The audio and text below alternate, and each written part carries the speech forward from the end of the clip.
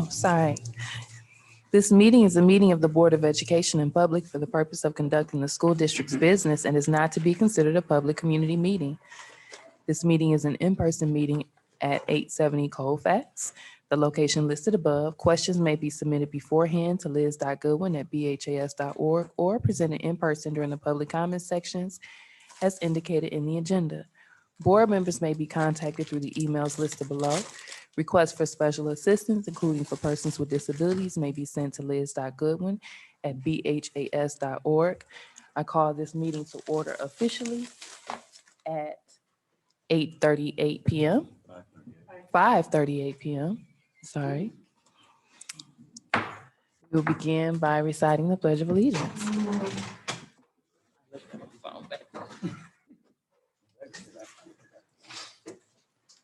I pledge allegiance to the flag of the United States of America and to the republic for which it stands, one nation, under God, indivisible, with liberty and justice for all.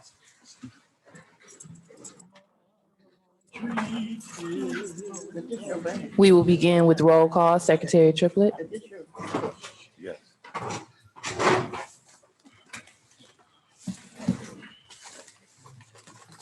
President Robinson, Present. Vice President Bradley, Secretary Triplett, present. Treasurer Creighton, Present. Trustee Bowen, Present. Trustee Buchanan, Present. Trustee Rocket. Present. We have a quorum. Next on the agenda, we have approval of the agenda. Is there a motion to approve the agenda? So moved. Support. Madam President, I'm sorry. The motion has been made by Secretary Triplett and supported by Trustee Buchanan. Questions, comments, concerns? I would like to add an amendment. All right, and what's the proposed amendment? Several things. Instead of 2 minutes, can we get 1 minute and 30? No, I'm sorry. Can we get 2 minutes to speak? So you're suggesting that we add an amendment to the agenda to allow for a 2-minute Yes. rule and on? If it's okay with our finance chair. On the agenda, it is something that I think we should be able to discuss during a retreat. Oh, was it removed?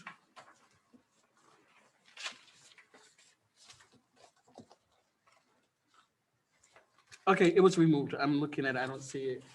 What were you talking, excuse me, President Robinson. You have the floor.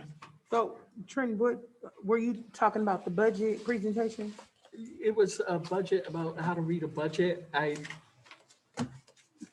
This, do you know if that was removed? Okay, I was just gonna say, I know when I read it on the agenda, it was on here. I'm not, okay, I just wanna make sure people know I'm doing my homework, so. That's it then. Just the 2 minutes. Any additional comments regarding approval of the agenda? As far as, yes, You have the floor. okay, as far as the, monthly financial reports, it was just, I was actually, and I don't know if this will be an amendment, but, I was actually not going to do the finance report and I was yielding my time so that Mr. Johnson could explain to the entire board how to actually read the financial report. So it wasn't gonna be like a big presentation, just a couple extra minutes to be able to teach the board how to read the financial report. Treasurer Creighton, for clarification, are you wanting him to do that under the Finance Committee report section or just within his own presentation? Within his own presentation, but I was not going to present a report. Thank you for Because that's clarifying. what we spent our time talking about. All right, so the current motion on the floor is for approval of the agenda as it stands. Trustee Bowens has requested that we amend the current agenda to allow for a vote on a 2-minute limit on board comment.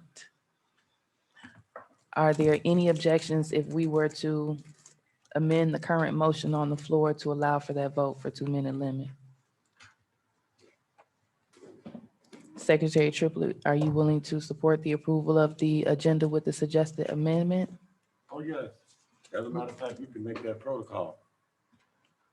All right, so we would have to actually take that to an official vote Yes, in the future meeting. we won't be tripping every week. All right, trustee Buchanan, do you support the agenda with the noted amendment to allow for a vote on a 2-minute time limit for board members' comments? Yes, ma'am. Yeah. All right, so there is an amended motion on the floor to allow for approval of the agenda with the noted vote on 2-minute time limit for board comment. It has been made by Secretary Triplett and supported by trustee Buchanan. Questions, comments, concerns have already been addressed. Secretary Triplett, you have the floor. Yes, I just like to say that this is a serious matter, it's not a joke. And, you know, I said at the last meeting when, you know, this was pushed that we do 2 minutes or however many minutes, and, you know, people went 6 and 5. You know, so for me, I think first and foremost, with us having only 1 meeting a month of this Board of Education, there's a lot of things that need to be taken care of. This is, and the Board of Education need to receive the same time, dedication, and commitment that any other activities that we're participating in, that we go on and on and on and on about forever and forever. And I don't have any problem because I'll be able to close it out because I do my homework and look at it prior to. Thank you, Secretary Triplett. Can you please call the vote? Trustee Buchanan. Yes, Madam President. You know, I know everybody in this room saw the Queen Elizabeth Memorial, and I thought about Benton Harbor. Just think, if half of the people in Benton Harbor, the whole England was upset. We got people, I'm finding out stuff about Benton Harbor that I didn't know, and I've been 32 years I work for the board. There's not enough responsibility on the person that's in charge, and we need to find out what's going on. We need to show more love. And by the way, Liz, thank you for reminding me of when I have a meeting and all that. I love you for that. But Benton Harbor, we need to wake up. You can't do this. You can't do that. Our kids need us. All this week, I've been running into Bard Eagle young people that, Ms. Buchanan, when you gonna start? I said, Ms. Buchanan, leg hurt. I got 2 girls gonna do this and do that. But Benton Harbor, this thing, cut your TV on. I didn't go to bed till 4 o'clock this morning, watching Queen Elizabeth. And all that love she was showing them people. And we too grouchy. Hey, Point of order. I'm sorry about the minute. To love one another, thank you. I'm sorry, Dr. Butler. Thank you, trustee Bowens.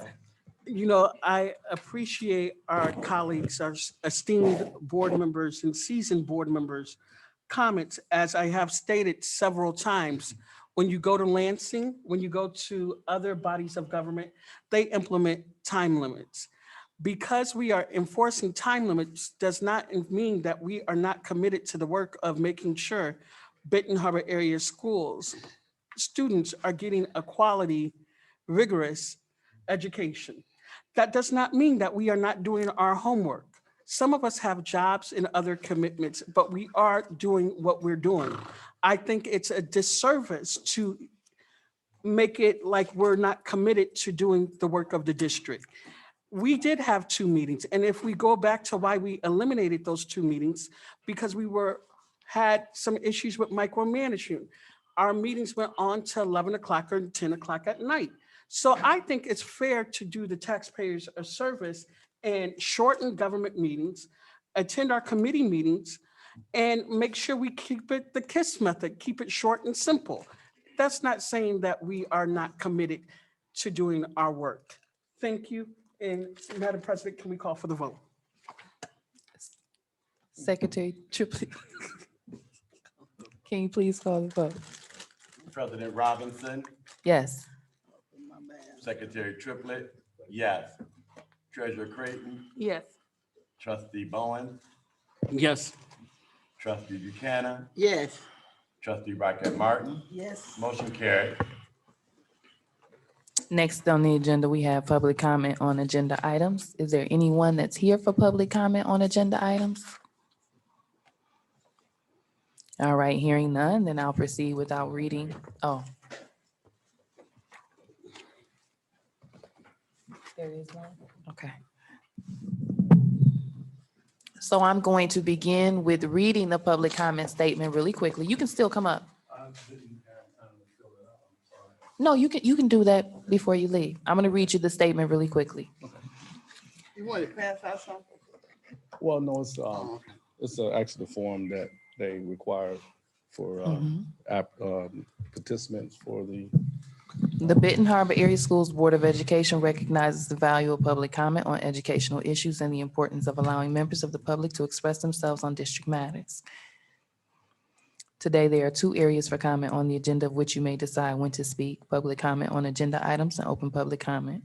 We request that each interested participant complete a public participation form using legible writing to ensure that responses are appropriate and properly focused.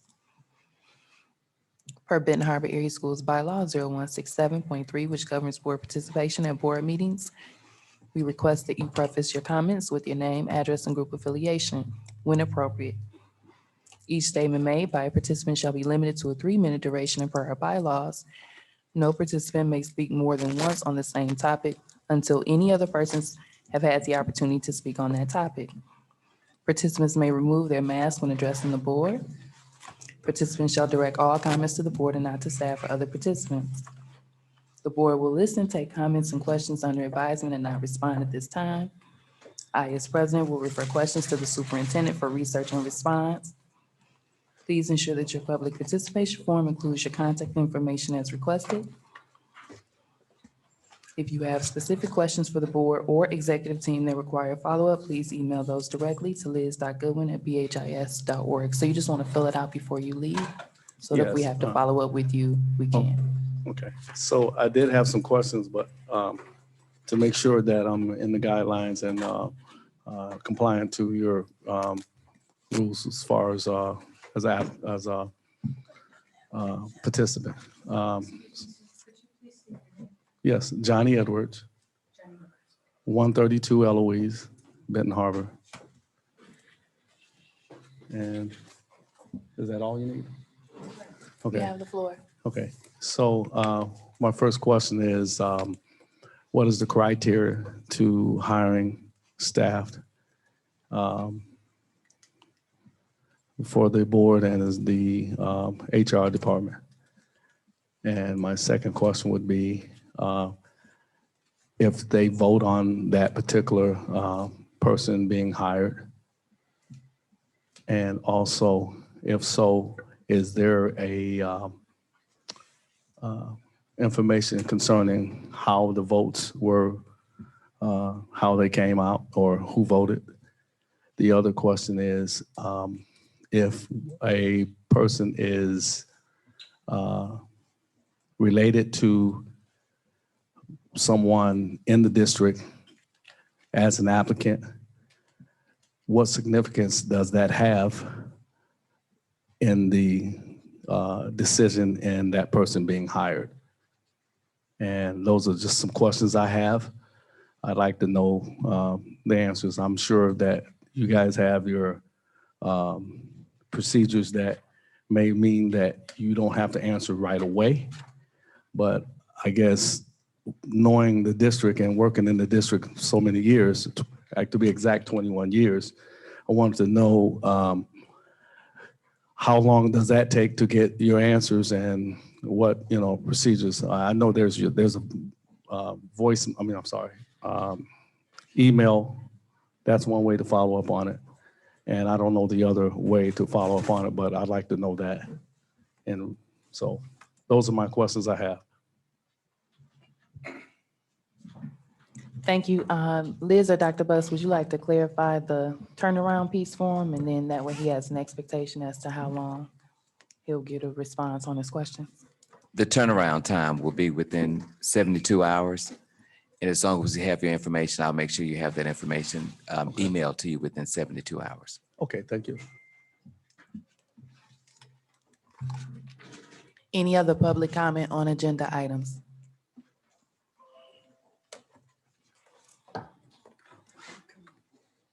All right, hearing none, we'll begin with committee reports.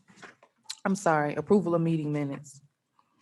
The minutes that are up for approval are regular session 8/9/2022 and special session 8/24/2022. Is there a motion to approve the minutes as noted? So moved. Support. The motion has been made by Secretary Triplett and supported by Trustee Buchanan. Any other questions, comments, or concerns? Comment. You have the floor.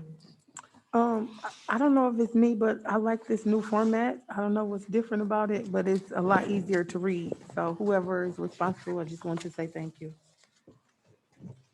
All right, any other questions or comments from the board? Hearing none, Secretary Triplett, can you please call the vote for approval of the regular session 8/9/2022 and special session 8/24/2022? President Robinson, Yes. Secretary Triplett, yes. Treasurer Creighton. Yes. Trustee Bowen, Yes. Trustee Buchanan. Yes. Trustee Rocket Martin. Yes. Motion carried. All right, now we currently have committee reports. Treasurer Creighton has already indicated that she's going to yield her time today to allow for Mr. Johnson to go over budgets within his report. So we'll begin with Trustee Rocket Martin. Yeah, good evening to everyone. The HR committee, we had to reschedule our meeting for yesterday because of not being able to gather at a normal time. So we have gone over the employee separation data for the previous school year. Over 75% of the employees left due to a new job, family circumstances, or have moved out of the area. 11% have retired. 13% noted that they were unhappy, and we'll forward all this information to the board. Separation of employment exit interviews were shared with the HR committee, and they are confidential, but we have obtained permission from several former employees to share those exit interviews, and those also will be forwarded to the board no later than by tomorrow evening. We have reviewed the district complaint procedures and policies, and they were shared and reviewed by the board, by the HR committee. To date, all complaints forwarded to the HR department or the superintendent's office are responded to in a timely manner according to the district policy. They have been resolved or are in the process of being resolved. The district complaint procedures are in place. Those with concerns are encouraged to use these procedures so that the concerns can be channeled to and addressed by the appropriate department. And then per a suggestion from Trustee Creighton and with the committee agreements, HR in the future will begin to share information that will better help the board to understand the work of the HR department. We also discussed district separations and new hires. They were presented to the committee. We have also reviewed the relevant data that pertains to recruitment in the 2022-23 school year. To date, the district has recruited 48 total new employees. Out of that number, 48, 6 new hires have either not signed their contracts or notified us that they would start working with our district. Additionally, 12 candidates who were in the final stages of the hiring process have withdrawn from consideration due to various reasons. This data is useful to us in illustrating challenges that we are faced with at this time. And Madam President, that is our HR report for today. Thank you, Trustee Rocket Martin. Are any questions for her regarding her report? I do. You have the floor. Oh, okay. Good. It's been beautiful. Time starts now. I look at this data, and for the longest, we've been asking, or I've asked for exit interview results and what have you, to no avail. The only time those interviews were, the only ones that I received, there was 2, and neither of them were requested, but they were sent out. And that was when exit interviews that blasted individuals and people on this Board of Education and spoke about how horrible this school district was. So no one requested, but they got to us in our possession. We just throw out numbers like 75% of people left because of new jobs and new positions or money or what have you. I just wonder, I just not question, but I wonder how they come to that percentage of the people when there are exit interviews being held. So how do you know this?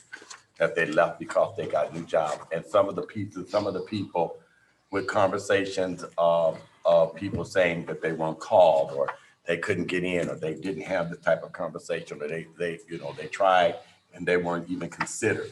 So I would just like to see, as the committee, the Human Resource Committee, present this information. Can we have more, just to throw out blanket numbers to say why people are not coming to our district, why people are not staying? Just because somebody says that, what do we have the information to show us? Are there any charts, any graphs, or any data that will support the 75% of the people who left our district? Because we know that we've had every year, and this is the first year that. You got a question? Okay, you talk. But 75%, like I said, these numbers and what have you, this is just numbers that's thrown out there, and it doesn't match with what's actually being said as it relates to. I really would like to have some clear information. Thank you. Thank you. Madam Chairman, we do have the data, we do have the facts, and we do have the information. We will share it with Mr. Triplett at a later date. Thank you. I would just like to remind everyone to give me the opportunity to pass you the floor before we are participating in back and forth discussion.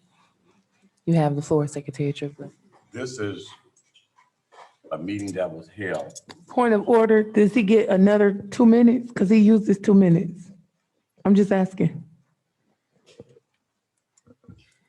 Just another comment, so I get another 2 minutes. So you guys can clarify that. So I actually realized once we began the Trustee Buchanan.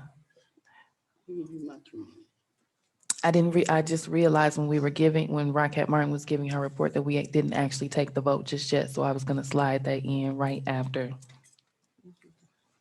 we finish committee reports. Secretary Triplett, if you can wrap up and then we'll proceed. Thank you so very, very much. I know people I'm gonna keep that to myself, but anyhow, as I stated, when we make a presentation like this to the public, and I'm a member of this Board of Education, and you have committee meetings, that's one of my concerns. Because just because the committee knows does not mean the board knows. And so that type of information, if we're gonna send out that type of information, people have questions, we should have our reports out in advance before we come to this table. Thank you. Any other questions or comments regarding the human resources? Madam President, that survey was very interesting. I do want to advise that our public committee meetings are open to all board members, correct? If other Is that a board, quorum? if there are 4, then it would become an official board meeting that we would have to be present and give notice Okay. but it is an open meeting. Okay, I will say, when we look at the teacher exit surveys, it was pretty alarming, and not to bash the prior administration. Some of us on this board were saying the sky is falling, and they looked at us as we were Chicken Little. And they looked at some of the stuff that we were making it up, and we were chasing unfound stories. And when anybody can slice numbers, and you can put numbers to make it sound good. But when you read those surveys, it shows you why our culture and climate survey was ranked the way it was. It shows you why teachers were leaving. It was very telling when you slice in the data and not just look at the numbers. And it then goes to the question of, how can we be all that we can be, or be the best that there is out there? And it was just very interesting. So when my fellow board members get those exit surveys, some of them do say things about us as a board. And I hope we don't take it as criticism, but as a learning opportunity, so we can see what we need to do to get us in the correct area. Thank you, Trustee Bowens. Any other questions for Trustee Rockette Martin or comments in response to the HR committee report? Hearing none, we'll proceed with curriculum. Secretary Triplett. Madam President, there is no curriculum committee report. Ms. Waddell was in the midst of opening school. There was a major professional development at that particular time, and she was needed. The entire team was needed. So we will find out the information and what the curriculum committee is doing during the middle of Ms. Waddell's report. Thank you. Thank you. And then we anticipate an update from the Facilities Committee, but Trustee Bradley, Vice President Bradley, has yet to make it. So we'll proceed. And if he has it, go ahead. You know, I'm sorry, Madam President, can I go? You know, I guess we don't need to have President Bradley here. I guess we do have this right in front of us. The buildings look nice, you know, painted and everything. I see we had a MLK, we had a window shot at, you know, Fairplay Northeast. They were in there stealing and Boynton, they broke in and stole the pipes and everything. I guess we have a question of what are we going to do? When you look in the newspaper today, or it wasn't in the newspaper today, it was on a news story yesterday, and you see other communities are investing 19 and 20 million. And if we're trying to compete, let's be honest, if I'm trying to compete, we have to have a realization, what are we doing? And why aren't we tackling some of these blighted buildings in the neighborhood? Why aren't we're putting good money after bad money? And year after year, week after week, we talk about the facilities updates. And then to some of us, it's just a bunch of malarkey. I mean, what are we really doing and what is the focus on the facilities? This building, you look at Boynton and you look at Bard or Martindale, or look at them breaking into Hall, it's like the same thing. We owe it to our taxpayers and we owe it to the residents to show them that we are doing something and we need to do something. When you look at Fairplay Northeast, Fairplay Northeast, the front window was just busted out. It was like that for over weeks. The building's open, couches in the back. Thanks to our facilities department and Dr. Butts getting on it. But it's a reason why people feel comfortable, and maybe we need to focus on what do we do with that? And how can we compete with these other schools? Or if we want to go to the taxpayers and ask them for a bond, and we got all of these blighted buildings and we're not doing nothing, what can we do?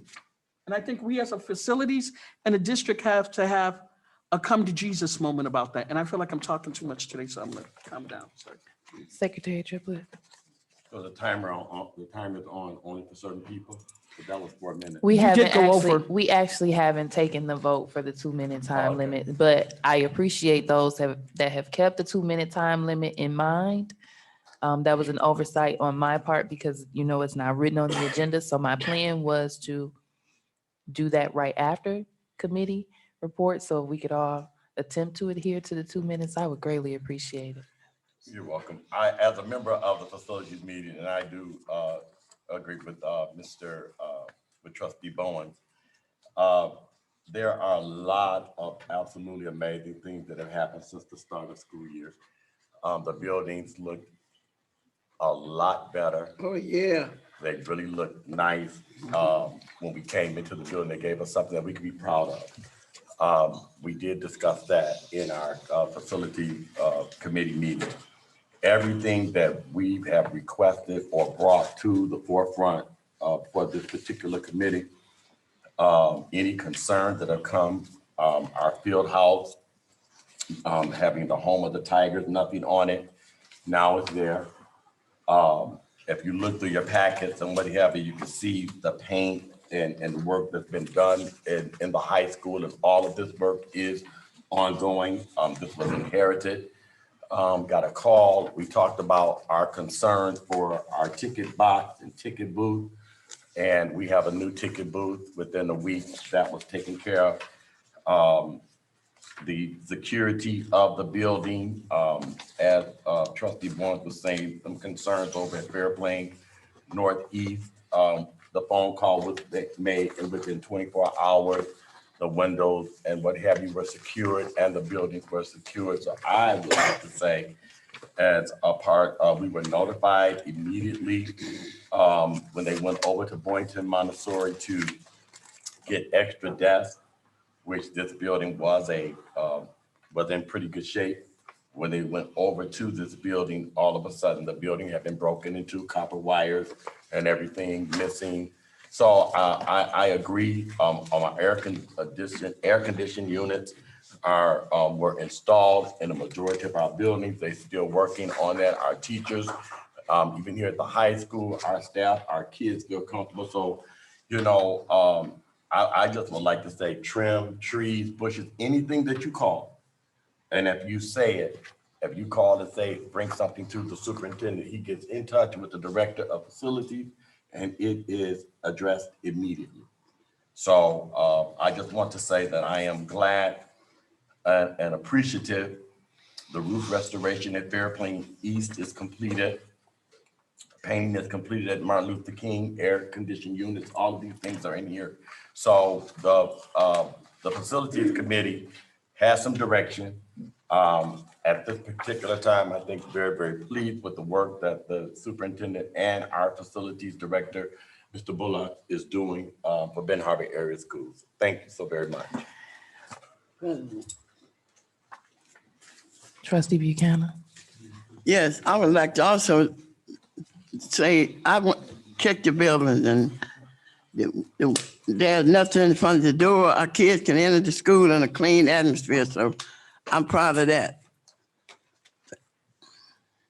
All right, and the only thing that I'll add in the absence of Vice President Bradley is that we are specifically working through a facilities plan for the district as well, looking through the options that were presented to us, whether it's a capital improvement plan, things of that nature, have specifically requested that we make that a priority by the year's end, because as we're all aware, there are upcoming elections. There's always a possibility that there could be changeover on the Board of Education, as well as new members added to the Facilities Committee by January. And so we specifically asked that we make this a priority so that we can have progress made in that department, so that if there are new members to the board or to the committee, that they inherit something tangible that can be presented to the board.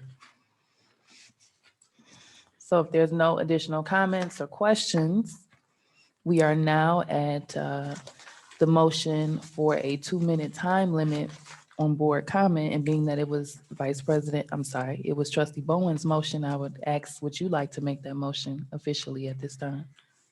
Earlier, Chairman, Madam President, before we do this,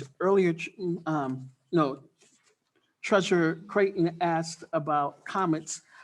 So I would say, do we want to also include that 2 minutes for our comments also? Madam President, I would like to make a motion.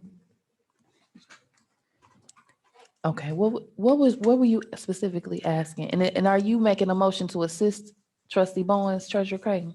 Is there a motion on the floor? There's no current, he never made the motion, he just asked the question. Madam President, I would like to make a motion.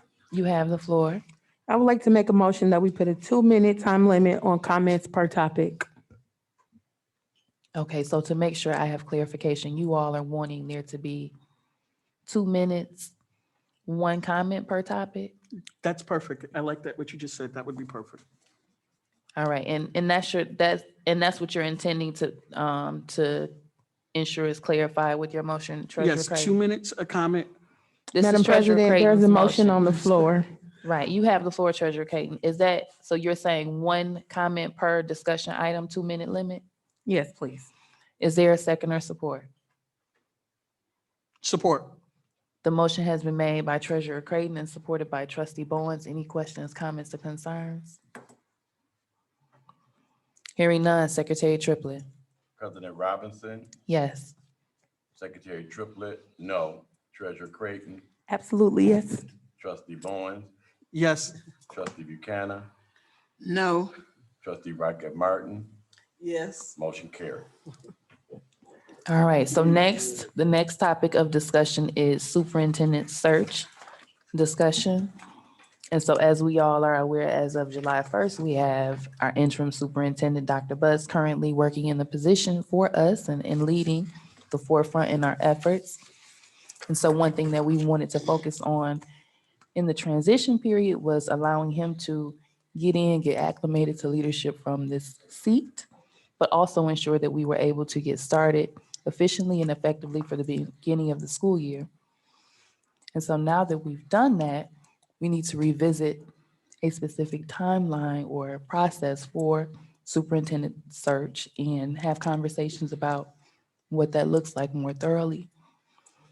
So at this particular time, I'm opening up the floor. If there's anyone that would like to offer suggestions as it relates to the timeline, if you all would like to offer suggestions on a particular date for the stakeholder meeting that we discussed. Specifically, I'm wondering and asking, when would you like to initiate the search process? Keeping in mind that the current contract is set to expire December 31st. So is there anyone that would like to begin the conversation?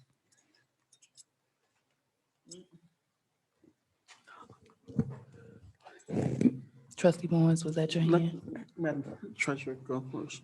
I was actually gonna ask a question. I didn't want to yield my time for comment. But I was just gonna ask, what are the documents that you're referring to as far as the timeline? So currently, we have a contract that expands through December 31st. We discussed the options of initiating with a particular search firm, and then also meeting with our stakeholder support group, ironing out what those characteristics and details and requirements are we would like for the search, actually putting out a request for a superintendent as far as like a job posting. You know, you have your community input and things of that nature, but we've yet to initiate that process. And so we have not had a full-on conversation as a board as to when we want to actually initiate that. We've discussed what we want it to look like, but not actually the time frame for initiation. Madam President? You have the floor. Okay, so just to be clear, so are we saying that this discussion is just to create a timeline, or what is the deliverable that we're looking to accomplish from this discussion? So what I would like to come out of it is me knowing what, as far as what particular date I would need to set a meeting with our stakeholder support group to develop the characteristics and expectations that we're looking for a superintendent, but also just making sure that we are thinking about the fact that we're in the month of September with the contract that expires in December. And so how quickly are we wanting to get started with the process? All right. So, Okay. Madam President, I do have I guess a suggestion and a question and just some thoughts in my head. Okay. So as I'm looking at the calendar, and today is September 13th, and like you said, elections are in less than 2 months. The seats will potentially end at the end of the year and start over in January. So is it realistic to have, I know that there is a policy somewhere, and don't quote me, so that, again, this is just a thought. I think it's a policy about outgoing board members making decisions within a certain amount of time. So I'm wondering if it's enough time between now and December to make that decision, and how long is the superintendent search? Because I think it could be up to 6 months. So I'm thinking, should we start the schedule as far as, do we have to like put bids out, or what we need to do to get a search firm? And then, what I think we would need more information before we could make a decision today, because we would need to know things that, could potentially affect the way that we move. Thank you, Treasurer Creighton. You have the floor, Madam Trustee Chairman, do we Barkemmer. have an option of maybe even not initiating a search if it's not needed? So the board has every option that it would want to have. That would be up for board discussion or conversation. Trustee Bowen. Madam President, I do just want to remind you that the policy and the board that we voted on does state that we do have to implement a superintendent search, if I read that correctly. My thing is, when we talk about doing homework, some of this stuff should have been gone last year, last school year. And I understand you guys wanted to get the interim superintendent acclimated or whatever. And nothing against Dr. Butts, he's doing a great job. But at the same time, we as a board, the taxpayers voted for us to chew gum and walk at the same time. So I think we're a little late with this. I think, doing a stakeholder meeting, some of that stuff can be put to a survey. We have to go ahead and start the superintendent search. And what are we looking for as the board that we were elected to? Now, I do understand what my colleague Treasurer Creighton is saying about having some outside board members, some board members up for reelection. But at the same time, what do we do? And how do we do this expeditiously and make sure we are being upfront and transparent with the search and no more delays? I feel like we've delayed this too long. We should have been on the search. The ball should have been rolling, and it's a reflection of us. And that's my comment. So the comment that I'll make, and then I'm not sure if there's anyone else that'll make comments. So we did receive previous clarification from our attorneys that indicated that the Board of Education is not required to do a superintendent search or actually do a job posting. The board does have the option to appoint a superintendent if it chooses to. I would also like to note that we did get an interim superintendent in place to ensure that we were able to proceed as a Board of Education and that the work was able to continue. So I understand the point that you're making, that we have not finalized a permanent superintendent, but we have done what we are required to do and received clarifications to ensure that we knew our rights and expectations as it related to the appointment of an interim superintendent. So I just wanted to make those clarifications clear. As far as Treasurer Creighton's points, I believe that Ms. Goodwin is taking notation. So things that are not, clarity has not been provided before, I will ensure that I kind of get some additional information as far as exiting board members so we can provide clarification of that to the board. And then I will yield my time and pass it to anyone else who has a comment. Secretary Triplett. Yes, I first of all, I'd like to take this opportunity to say, we talk about the search for a superintendent. As you stated, the board does, I don't understand why we feel that we just have to have a search, or we have to have a search firm, or we have to, that's what we just have to do. The decision that the board made, I think, was one of the best decisions we could have ever made as it related to identifying a person in this district who was certified. The transition has been seamless. As a matter of fact, within the month or two that we've had our interim superintendent in position, we have seen several changes for the better. I think that it is very important that we can say that we are concerned about what the community thinks.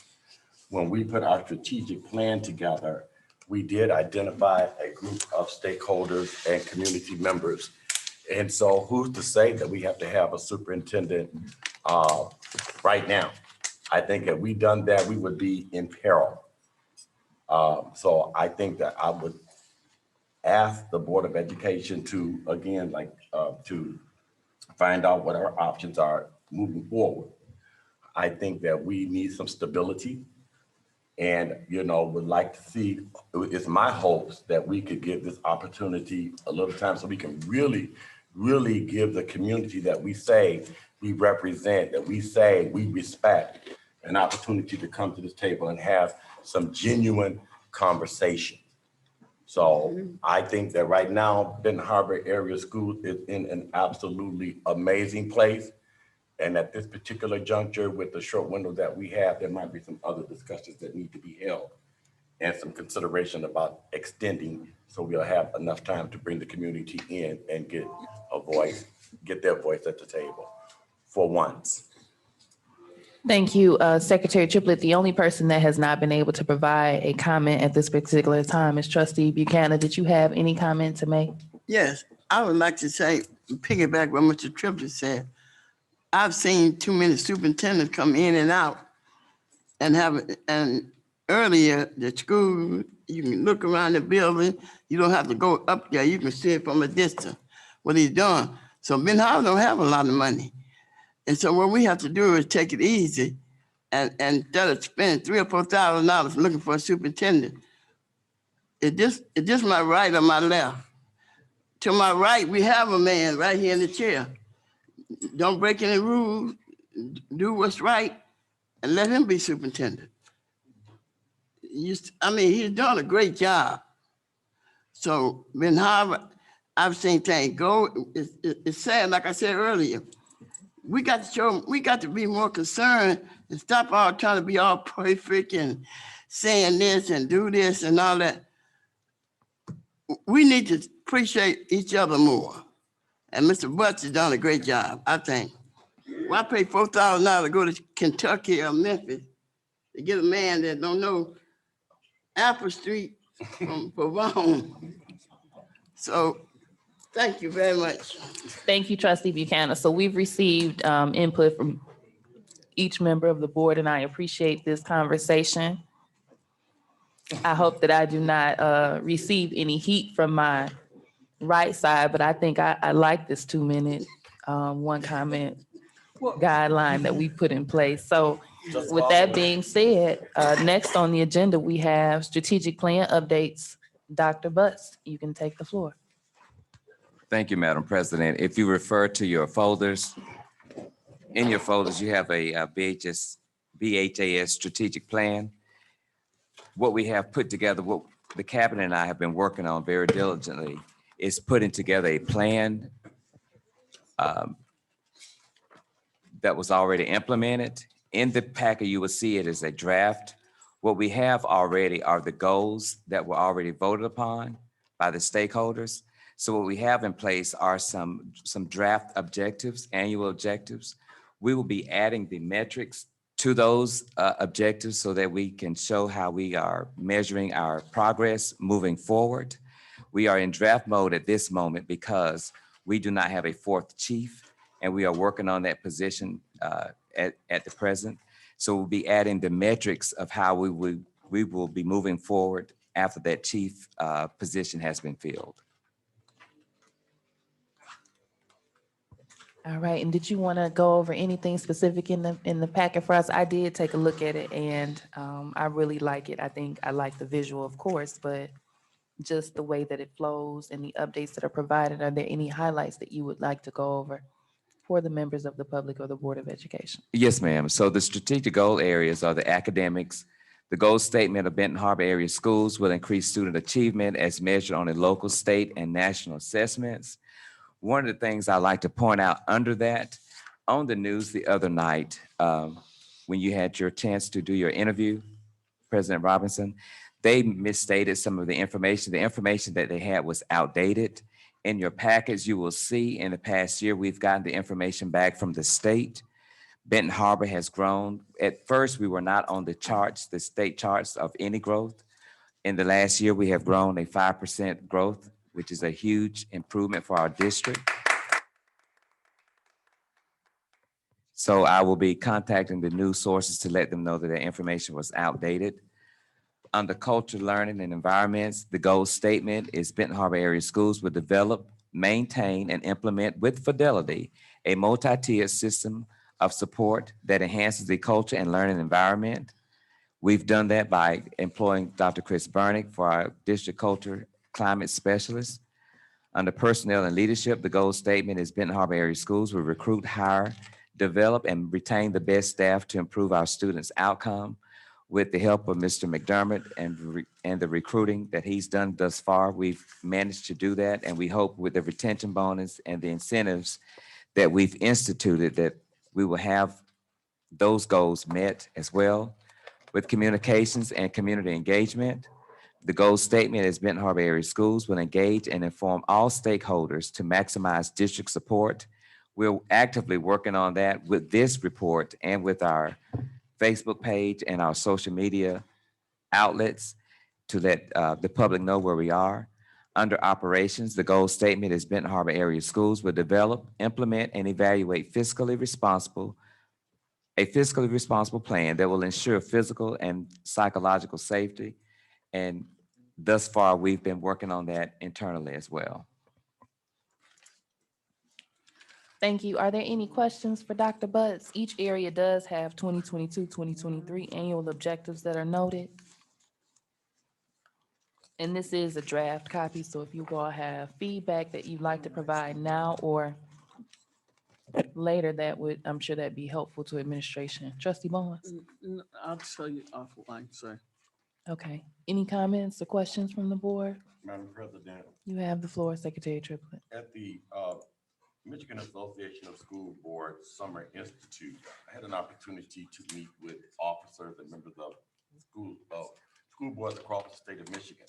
And we were in one of our classes, and one of the classes was strategic plan. And what he had you, and I just so happened to have our criteria, our information. And Flint, Detroit, all of the different districts asked to see some of our material, and they were so very, very, very impressed. A lot of times, I think when we are so entrenched in it, and everybody's just so set on the negative, you know, if we didn't have this team that we have in place, the report would have said that Benton Harbor had nobody was proficient. Absolutely no one was proficient. And when we look across, I think the things that are being put in place, when you look at, you have probably 1, 2, 3, 4, 5, 6, 7, 8, 9, 10, 11, 12, 13, 14 school districts that are below the 50 percentile. And so everybody always put emphasis on what Benton Harbor does. And I think it's very difficult. I think it's very important that we have people in place that know how to tell the story, that we, just like what we're getting tonight, because that could have been left unaddressed. And because of the team that we have in place, they were able to get that information out to say, no, Benton Harbor was not at 0%. That Benton Harbor did have some students who were proficient. And we do have the data to support this information. So again, thank you so very, very much for this strategic plan. It's a live document, and I'm glad to see that it is moving. Thank you. Any additional questions or comments? I do have a question for Dr. Buss. I know that we have the annual objectives for the year, and I know that the plan is to have a strategic plan update provided each month to the board so that we can see where we are with the plan at that time. My question would be, are there internal checks and balances or timelines for actually meeting the goals that are specified for each of the objectives that are indicated for the year? So for example, are we doing quarterly check-ins internally to ensure that we are in a good place by the end of the year with meeting that goal and objective? Yes, ma'am, and we're going to add that to the final draft. Again, we want to be prudent with the new chief that's coming in to make sure that all duties are aligned for each chief and the metrics are added so that we are reporting on a quarterly basis. So when the plan was voted on, it was voted on a quarterly basis. When we report, we will actually be reporting 1 quarter behind because of the way it was set up initially and the rollout time. So when we report, we will actually be reporting a quarter behind. But when we set our metrics to it, you will still be able to see growth on each quarter, or should be able to see growth or where we are for each quarter. And we want to make sure that the work is spread equitably amongst the 4 chiefs when we hire the new chief. All right, thank you. And just to clarify why I asked that question, sometimes you're in better position to hold yourself accountable when you actually have to provide updates as to where you are reaching those goals on a quarterly basis. Yes, ma'am. Any other questions or comments? Madam President, You have the floor. just out of curiosity, how many people do you think out in the public that's not here knows about the strategic plan? Like when you're at the grocery store, do somebody come up to you and ask you, oh, the strategic plan is looking good. I'm just out of curiosity. How do we make sure we are informing? I know you guys went to the town halls. You're going to the same circuit, basically. Same faces, same people. How do we get Miss Williams that just took her kids out to know that we're trying to fix it? What is the marketing strategy or the strategy to uplift, but educate, inform, and stimulate the community with this? And it's more than just billboards. Are we using the public access channel? Are we using the radio station? So I know that Dr. Butts and Mr. Corson specifically have discussed the strategic plan rollout and ensuring the community is aware. Do you all have anything tangible that you would like to provide updates? I'm not sure if Mr. Corson would like to come up or if Dr. Butts would like to No, speak. I mean, and it's not for explanation. You or just an want us to answer. be thinking about it. I just want us, to think, when you go to the grocery store or out in public, is the public really coming to you about the strategic plan? And if so, what are we telling them? How do we engage the community? Otherwise, this is just, I know how bit and hard, how we think, oh, nobody told me this, nobody, and I think that's what we need to think about besides in these four walls. That's it. I don't need explanation. I just want it to be something to think about. Thank you, Trustee Bowens, and your sentiments are heard, and I agree with you. And so I know that we had a meeting, I'm not sure if that was last month or July, where we discussed that very factor and ensuring that we're doing everything we can to make sure that it's something that's common knowledge, not only in the homes of our students, but the general community that supports Benton Harbor area schools and all of our municipalities. So that is something that we are dedicated to. If there's no additional comments regarding the update on the strategic plan, I'll allow Dr. Buss to proceed with giving his interim superintendent report, which also includes facilities updates and things of that nature. So you have the floor, Dr. Buss. Thank you. In your packet, I think most of the facilities plans were discussed a little bit earlier. That was part of the plan. I'm sorry, we steal your shine No, every time. that's You have the floor. That is fine. Just to recap what you said earlier, the painter contractor will be finished this week. The trees and bushes have all been cut around all the schools, just not the high school. We have another contractor that will begin painting the gym. We've had seven areas of the school sewer that were clogged up that have all been fixed. All classrooms in the district have ACs in them. Throughout the last 2 weeks, we've been working on some boiler issues, heating and cooling packet units. Within the next 2 weeks, we'll be starting up the boilers to ensure that they're ready for the winter season. We're also getting estimates for emergency brick repairs on some of the buildings that we've noticed. We also have an estimate back from 2017 for the repairs of the pool, and we're getting updated estimates on that to see if it's feasible to have the pool back in service. We purchased a ticket booth, painted and installed new windows and electricity. And so if you go through the packet, you will see the new ticket booth. At Fairplain Middle School, that's where you'll see where we're getting the emergency estimates for the repair of that chimney that was once there for the masonry work. At Fairplain East and at Fairplain Middle, the roof restoration has been completed. The trees and bushes have been cut around the schools. Painting is completed at MLK. The AC units have been installed. The cracked window that you see has already been replaced. The trees and bushes have been trimmed. At deck, again, all AC units are installed. The trees and bushes have been trimmed and cut. The heating and cooling unit on the rooftop that was at the back of the school for the old dance room that was there that was very hot has been repaired and it's cooled off. At Fairplain Northeast, we boarded up all the windows in the back to keep people out of the school. We've cleaned up the furniture. At Boynton Montessori School, we went there to search for desks for the open schools and found that it was broken into, that all the copper pipes were cut and ceilings were vandalized. A police report was made, and I will be meeting with our chief financial officer to see if it is allowable for an insurance claim to have that school repaired, or if it's feasible to have it repaired. And if so, work on that issue. Over at Cape, the mini split unit, AC unit was fixed and is working now. And the transportation sign, as we said at the last meeting, has been installed.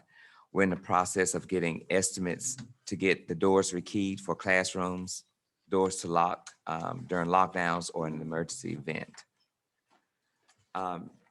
Next on the report is the athletics update. 1 second. Any questions or comments regarding the facilities update? I know we did give comments earlier. You have the floor, trustee Bowens. Martindale, I got a phone call from a neighbor that stays out there. Is there any status on that? I sent some pictures, but I see the facilities. There's no update on Martindale.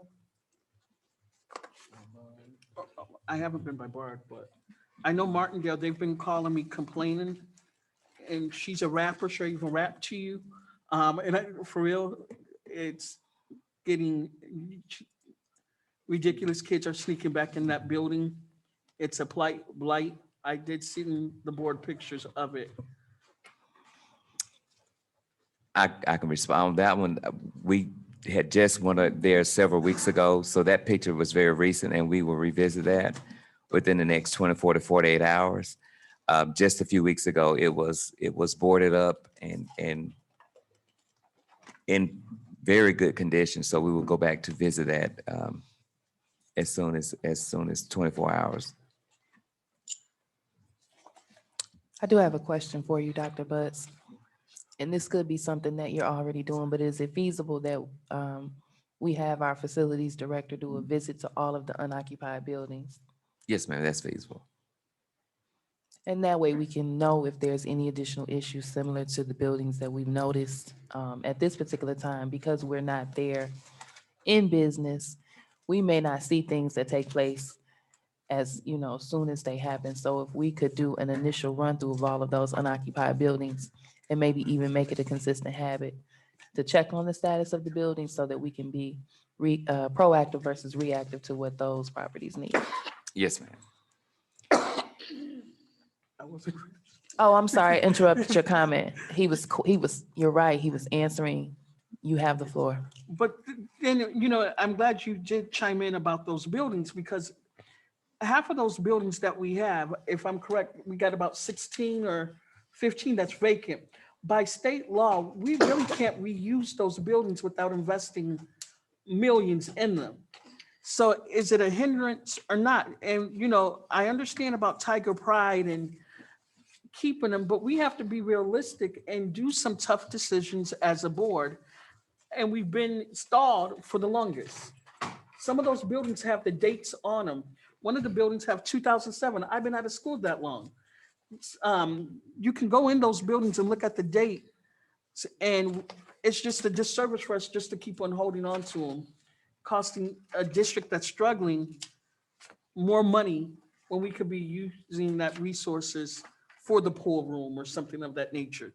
That's just my stance on that. Sorry. Thank you, trustee Bowens. Any additional questions or comments regarding the facilities update? Vice President Bradley, welcome to the meeting. Liz, did you catch the time he entered? Okay, you have the floor, Vice President Bradley. I do agree with trustee Bowens. We do need to, try to do something with that, with the buildings. And I know we've had discussions with the superintendent as well as about, alternatives. So I do agree, because I know we had a conversation earlier about that and how we can, either look at something alternative or if we have to demolish for safety purposes. So it's a discussion I'm interested in having. Madam President, You have the floor. I know that some people were interested in purchasing, I think it was Bard and another building. How is that coming along? Are they still interested in doing something with those buildings? So I'm not exactly sure whether or not Dr. Butts has been included in those meetings. That may have been before he came in. Mr. Johnson, would you be able to provide? Has there been any update with Mr. Barnes as it relates to the interest for, I believe the program is Jumpstart in Bard School? I received no offer. Okay. Dr. Butts, are you familiar with that? That was prior to me stepping into the Okay. role. So, Mr. Johnson, in lieu of our Chief of Student Support Services absence, can you update Dr. Butts on where that particular conversation and discussion stood? Not currently, but in a meeting, so he can be brought up to speed on that. All right, any additional comments from anyone who has not yet made one? If not, we'll allow Dr. Butts to proceed with the athletics update. All right, you have the floor. The athletic trainer contract with Lakeland is signed. The next steps are for Lakeland to procure an AT, an athletic trainer for Benton Harbor Area School Athletics. The position is posted with Lakeland Health. We're waiting for central admin approval of the Pixelot streaming contract. So we are waiting, we're working on that in cabinet. We purchased a sign to recognize the spectacular 2016-2017 boys basketball season by the Dream Academy, and it's on an attached document that you have. For the fall sports at the high school, the football, Tigers hosted Grand Rapids, Ottawa Hills on 9/2/22, taking a 34-0 victory. Next up, the Tigers will travel to Muskegon Catholic Central on September 9th. They already did. The volleyball, the Lady Tigers traveled to South Bend, Washington, losing a tough, close match. The Tigers will host Eau Claire at 5 p.m. and travel to Buchanan on 9/25 for a 6 p.m. game. The middle school sports, the first contest start will be 9/19. All right, any questions regarding athletics? I do want to provide Trustee Bowens with an update that Dr. Butts does have an upcoming meeting with Mr. Alexander, so he can be brought up to speed regarding that particular project as well. Yeah, I believe they already met. I mean, he has reached out to me and told me, so thank you on that. You're welcome. All right, you can continue with student support services update. On the Feel Good refrigerator program, we are currently working on that, making sure that we get the refrigerators in the 2 schools that are remaining, which is Fairplain Middle and Deck Elementary School. For the Care Counts Laundry Program, we met with them today they're starting to gather the data for their program. And we're looking at, we're giving each school the autonomy to come up with how the data will be gathered and how we'll be using those washers and dryers in each school to help the community and students. For the Agua for All program, we met today also. We will be installing the filtered water systems in the remainder of the buildings. The systems that we already have in place, we were advised today that we can turn those back on and begin using those again. We will have to flush those out because of the water that's been remaining in the reservoirs. So we will be working on that process starting next week to get all of those stations working again. All right, any questions regarding the student support services updates provided? All right, thank you for your efforts and your updates and reports, Dr. Butts. We're going to pass the floor over to Chief Baptiste Waddell with the teaching and learning updates. Thank you. I'm sorry, did I miss the comment? Okay, you have the floor. Thank you very much. Good evening, everyone. The first thing that I'm going to go over is the start of the 22-23 school year document. Just a quick overview of what we've been doing over the last few weeks. First off, we are moving forward with our teaching and learning expectations, processes, and protocols. The key components to a classroom, making sure that teachers understand our expectation about teaching on your feet and not at your seat. That's our model right now, teaching on your feet and not at your seat. Ensuring that they have the components of an effective lesson plan, submitting lesson plans, monitoring, especially our Tiger time, because that is where we're hitting our tier 2 and our tier 3 for some of our students' interventions. Just ensuring that the foundational things that we need in place in classrooms are taking place. So that's to start off, that all the expectations, protocols, and processes have been shared. As Secretary Triplett already spoke to, on the 23rd and 24th, we held our 8-step process, continuous improvement plan training, professional learning, where the entire district, especially those that will be right in line with students and supporting their academics, understood what the 8-step process was, what it entails, what they'll be doing, and how it proves results if all hands are on deck to support our students academically. It is a data-driven process. As I've been stating for a few months now, we will be looking at students' data on a 4-week cycle and responding to their academic needs through our Tiger Time based on what we call common formative assessing. So that is what the 8-step process is all about. We also spend meetings monthly, and our first one is coming up on September 30th, where our principals, teachers, and non-instructional staff, support staff, whoever is able to attend, especially instructional staff, will be sitting down with building principals, reviewing students' data, and then grouping students based on their common formative assessments. So again, we are tailoring our interventions a little bit differently this year based on a continuous cycle over time. Principals, teachers, and support staff, we have been providing lots of professional learning so that people feel like they have the things that they need in order to do this work. So we've had lots of professional learning opportunities during this month.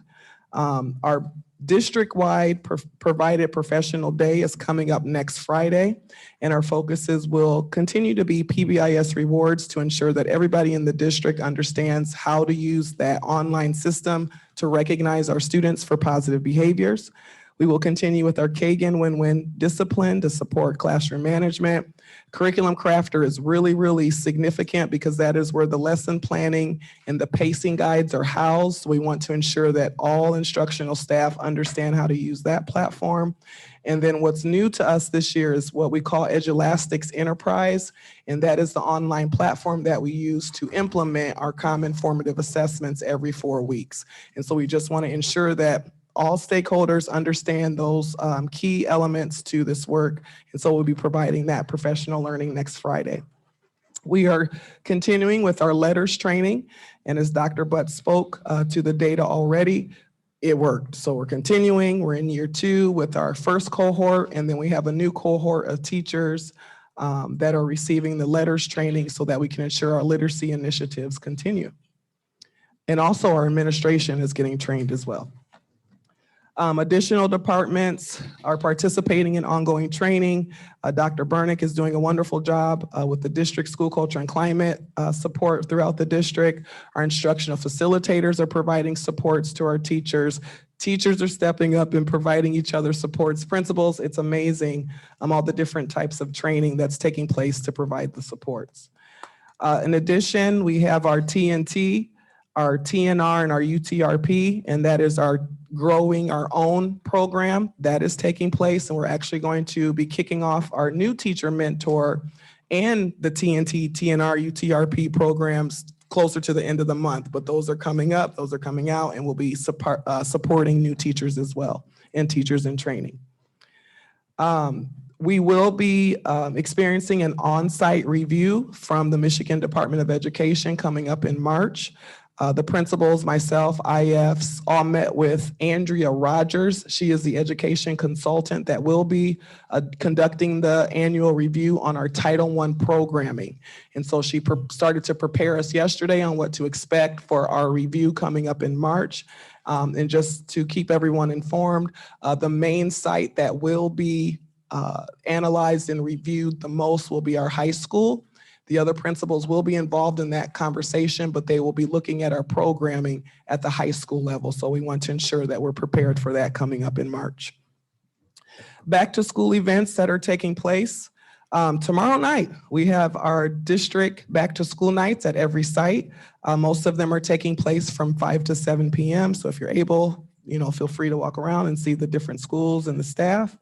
And then we are going to be hosting a fall Tiger Talent Back to School Bash on Saturday, October 8th for the entire district from 10 a.m. to 2 p.m. And the intent of that is to bring our district together in one place. All the schools will be housed here. We have currently about 12 vendors that are coming, a variety of things, haircuts to health to martial arts, like all kinds of different people are coming out to support our back to school bash. There's a committee of about 15 of us that have been working each week, meeting each week, and just planning and planning and planning to put on a great bash for our community. So what you see there in front of you is the flyer, and this was actually created by one of our students. Her name is not on this copy, I apologize, but the final copy does have her name. I apologize for that, for not linking the correct one. I think her first name is Asia, and I want to say Parker, if that's okay to say. But she designed this flyer, beautiful flyer, wonderful job. And I know this isn't the right one because I see that BHAS sign on the window, and Paul's going to get me for that. I apologize, Paul. But we do have a final copy, very similar to this, just a couple of corrections. So we will be starting to get this information out. We need volunteers, community members, anyone that wants to come out and support our bash. We would really, really appreciate that. And then this is also a letter. So if any of you, I have actually copies here. So if you want to take a copy or two with you and you know somebody, all they need to do is read the letter, scan that QR code and register so that we have them, registered for our event. So that is coming up on the 8th. And then finally, for our back to school, start of the year, updates. We are excited. We collaborated with the high school, collaborated with the Boys and Girls Club, and Lake Michigan College Start to Finish program to roll out what we're going to do this school year with our seniors, which is a senior capstone project.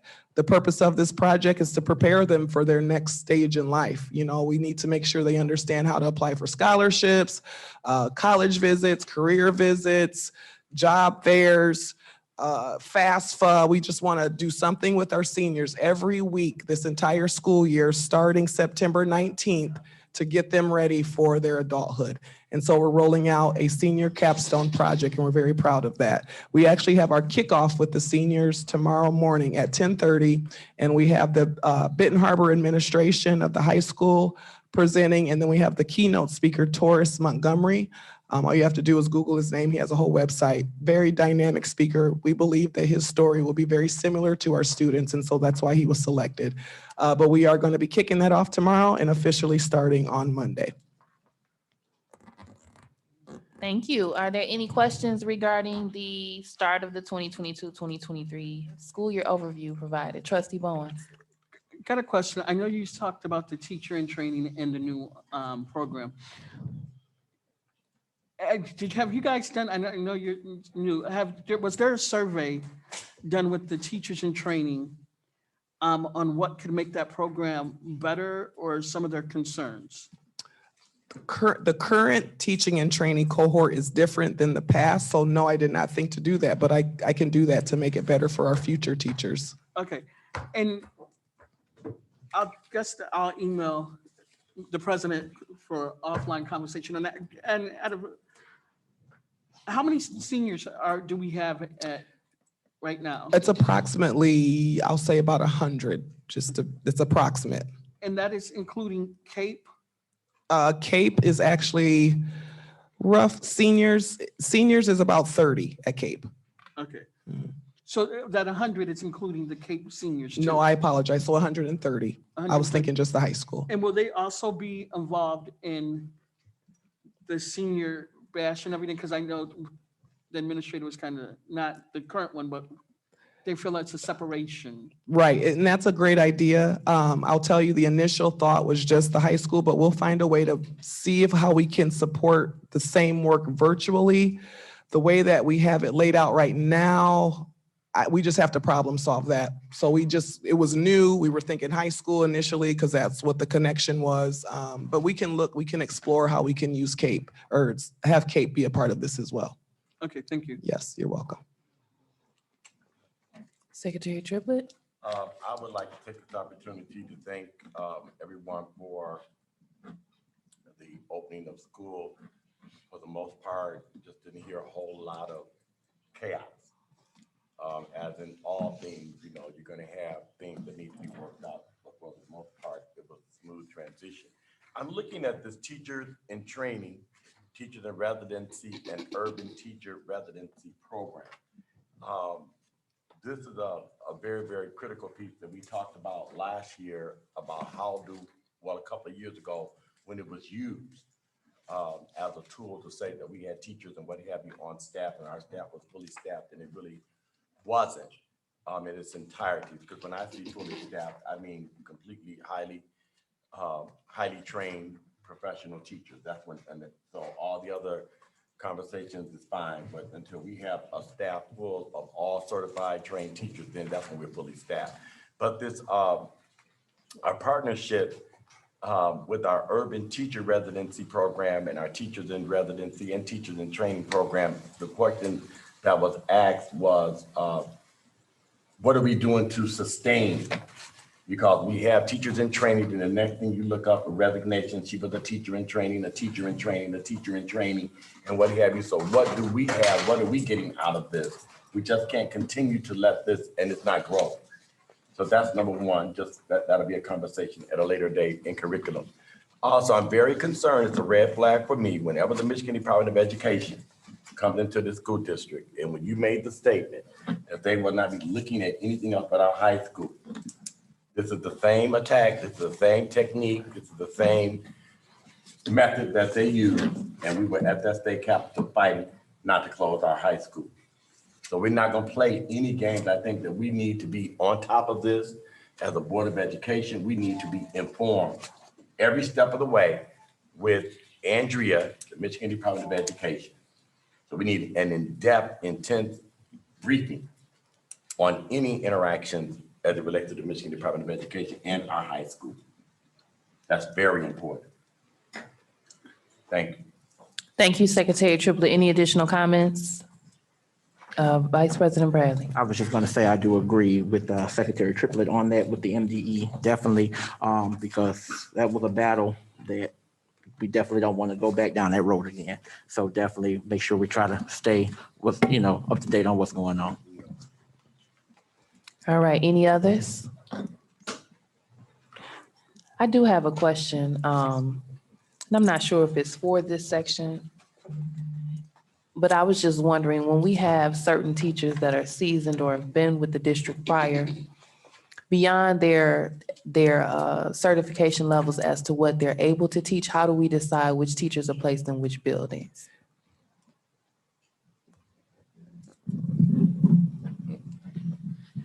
We actually make every effort to accommodate their preferences because we're trying to see if people want to be teachers and go into teaching profession, or we're trying to put supports in place to encourage them in every way. So we try as much as operationally possible to accommodate their wishes and to make the right fit for that building. Thank you. The only reason I asked is because we had a training at MESB where we specifically discussed making sure that you're fully assessing the teachers that you have in your district and utilizing their strengths. And one of the examples was having your teachers that are awesome and amazing in your school buildings that are struggling. And so that may not be someone that's considered to be an expert teacher's preference, but it might be something that's best for the district and the overall outcome of the educational learning. So I was just curious how we were doing that internally, because those are not conversations that we have at the table, but maybe that's something that can be discussed more in curriculum.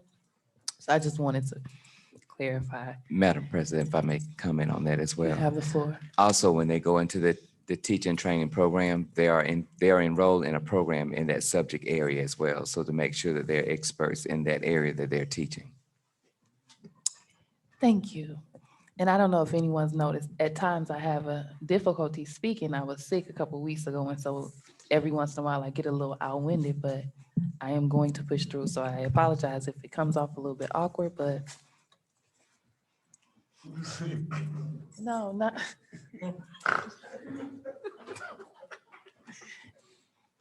I was a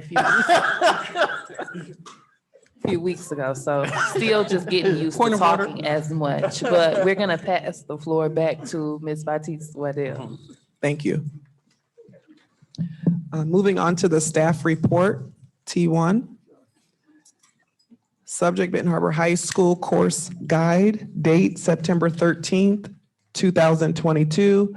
Reason for consideration: the board annually approves the high school course guide, facts and analysis.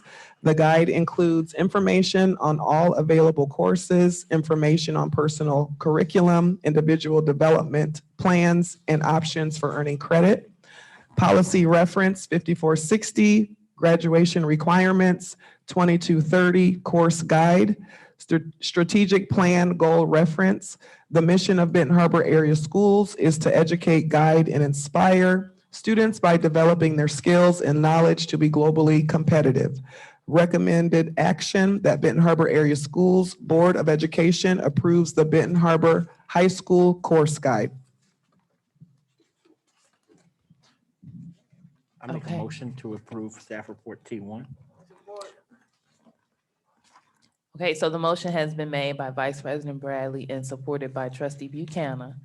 And I know that Trustee Bowens had a question before we got started, but I was gonna ask as well if there were any highlights or anything that you would like to provide. I know that we all received it, but I'll allow you to ask your question. It may actually give her an opportunity to do so. You know, I was looking at this and two questions. I'm looking at the graduation requirements when I know that that's been over 10, 15 years, but it was a requirement for speech. And when I hear some of our students, I think that's something that we need to bring back and to not be afraid. And I don't see speech as being a requirement on the 18 credits of core and electives in order to graduate. Is that something that we can bring back to the district, or am I not looking at it right now? And just to clarify, in the English language arts section on the second, I think that's page 24, public speaking is there. Is that what you're inquiring about? You're saying making it a requirement. Making it a requirement. We had, you know, back in the day, and most people, we had two speech teachers, well, three. It was Mr. Coran, Miss Wiggins, and Miss Chenault. And, you know, they made you speak and it built your confidence. And we can't act like that's not an issue. I'm not trying to, but we have that issue. And I think it needs to be a requirement. So currently we follow the Michigan Merit Curriculum, and that's on page 7. And that is what the state requires us. I can definitely bring it up in our curriculum subcommittee meeting and in cabinet to talk about the requirement of it. But currently we are meeting MMC's requirements. It could be taken as an elective, but it's not required like you're asking. So I can bring it up and have a discussion about it and figure that out. Thank you. Any other questions or comments from the board? I do have a question.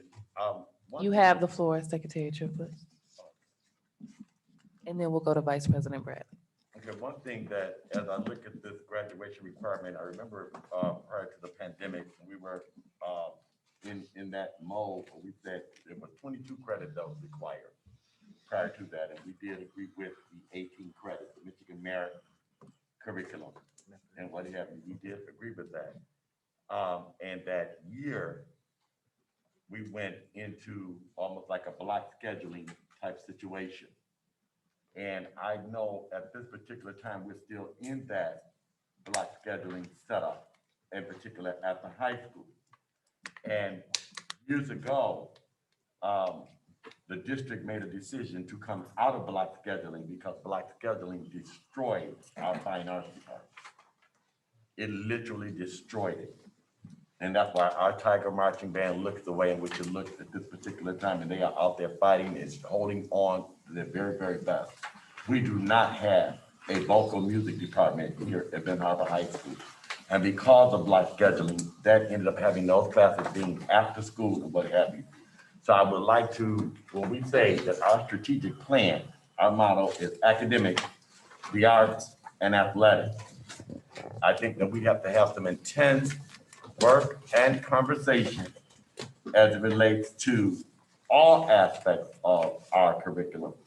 So at this particular time, you know, I can agree with it, but I think that I was, you know, in curriculum with Dr. Butts and somebody else would like to really have some intense conversations about this because we never came back.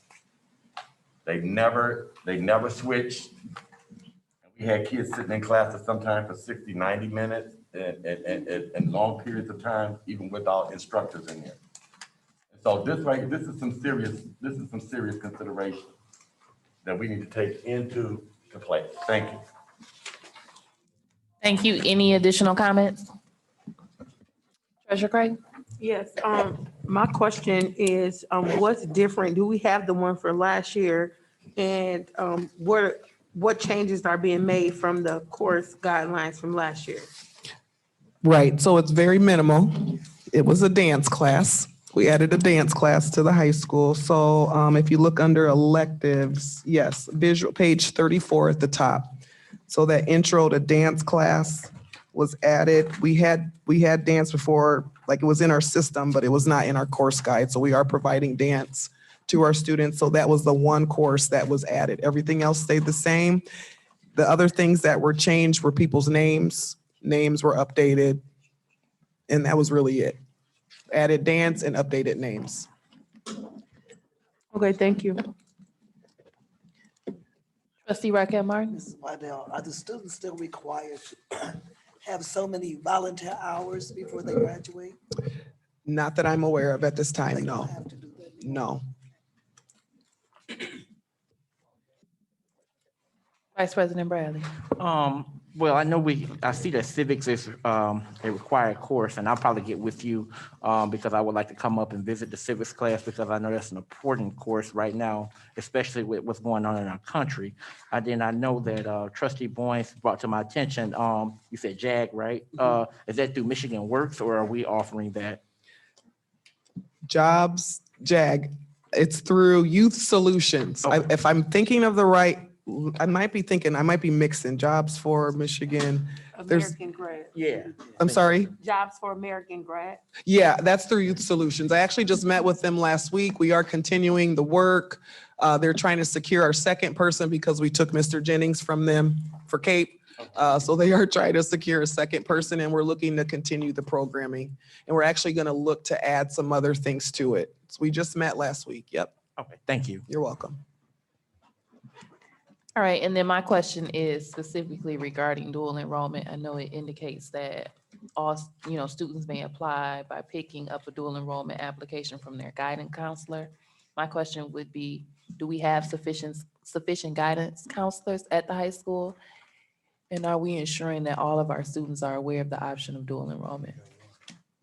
Your first question, yes. We have a counselor and we have 2 graduation advisors that support the counselor's work. And then second question, are they aware that they can take dual enrollment options? And the answer is yes as well. From my understanding, during the springtime, that's when they start to select courses and they look at their course guide and make those decisions for their upcoming school year. So yes.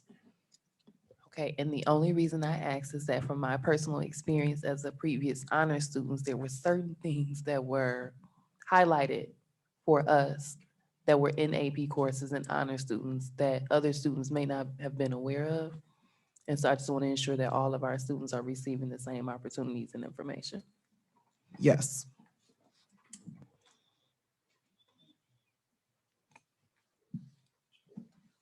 You just have a question? Yes. Okay, shoot. I was looking, do we have any AP certified teachers in our district at this particular time?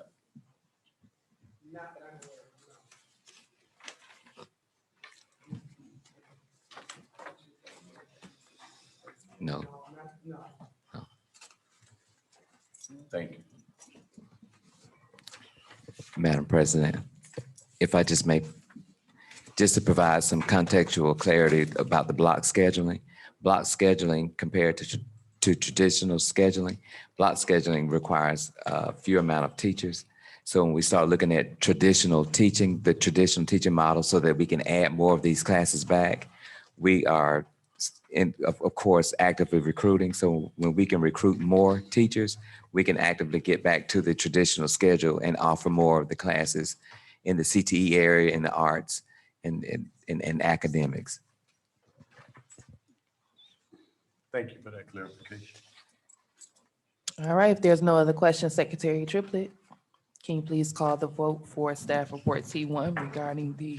President Robinson, Yes. Vice President Bradley, Yes. Secretary Triplett, yes. Treasurer Creighton, Yes. Trustee Bowen, Yes. Trustee Buchanan, Yeah. Trustee Rocket Martin. Yes. Motion carried. You may continue.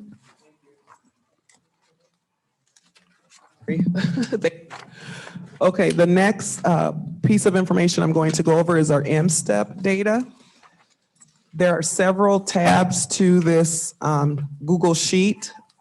And unfortunately, I apologize and not sure what happened to that second tab in the 2022 column with the exact scale scores of our M-STEP, but I'm going to be starting on actually the third tab over, Ms. Liz, thank you. And this is a little bit easier to understand. So I will make sure that that math M-STEP data gets updated. It was just updated a few hours ago, so not sure what happened to that column. Excuse me. So basically, what we have in front of us, we have the last 4 years that we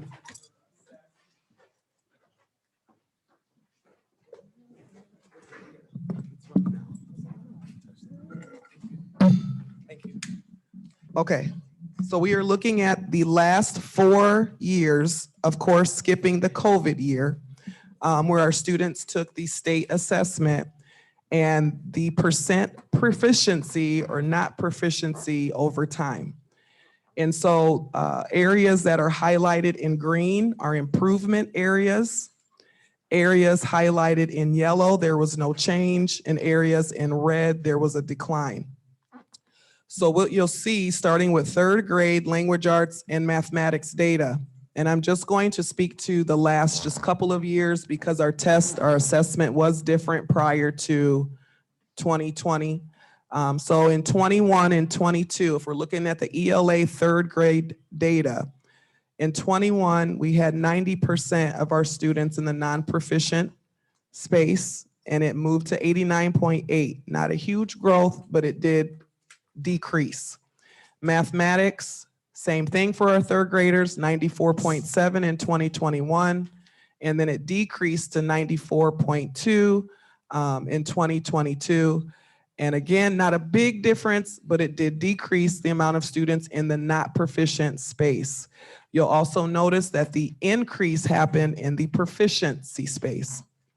Moving on to fourth grade. Now, this is where we see statistically significant growth. Anything above 5% is statistically significant, like it's huge. It's a huge gain. And so in fourth grade, in 21 in language arts, our students in the not proficiency space were 96.7, and it decreased 80.5. It decreased 16, 15.9, something around that number. But it decreased significantly, and our proficiency column increased to 3.7 from a 0 the year before. Mathematics, again, in 21, our fourth graders performed. We had 93.3% of our fourth graders in the not proficiency space. It decreased to 80%, 80.5 of our fourth graders are in the not proficiency space. And again, we added 2.4% of our students in the proficiency space from 0. Fifth grade, again, 95.8 in 21. Decreased the amount of students in the not proficiency column to 78.7. And look at that significant increase in the proficiency space for our fifth graders.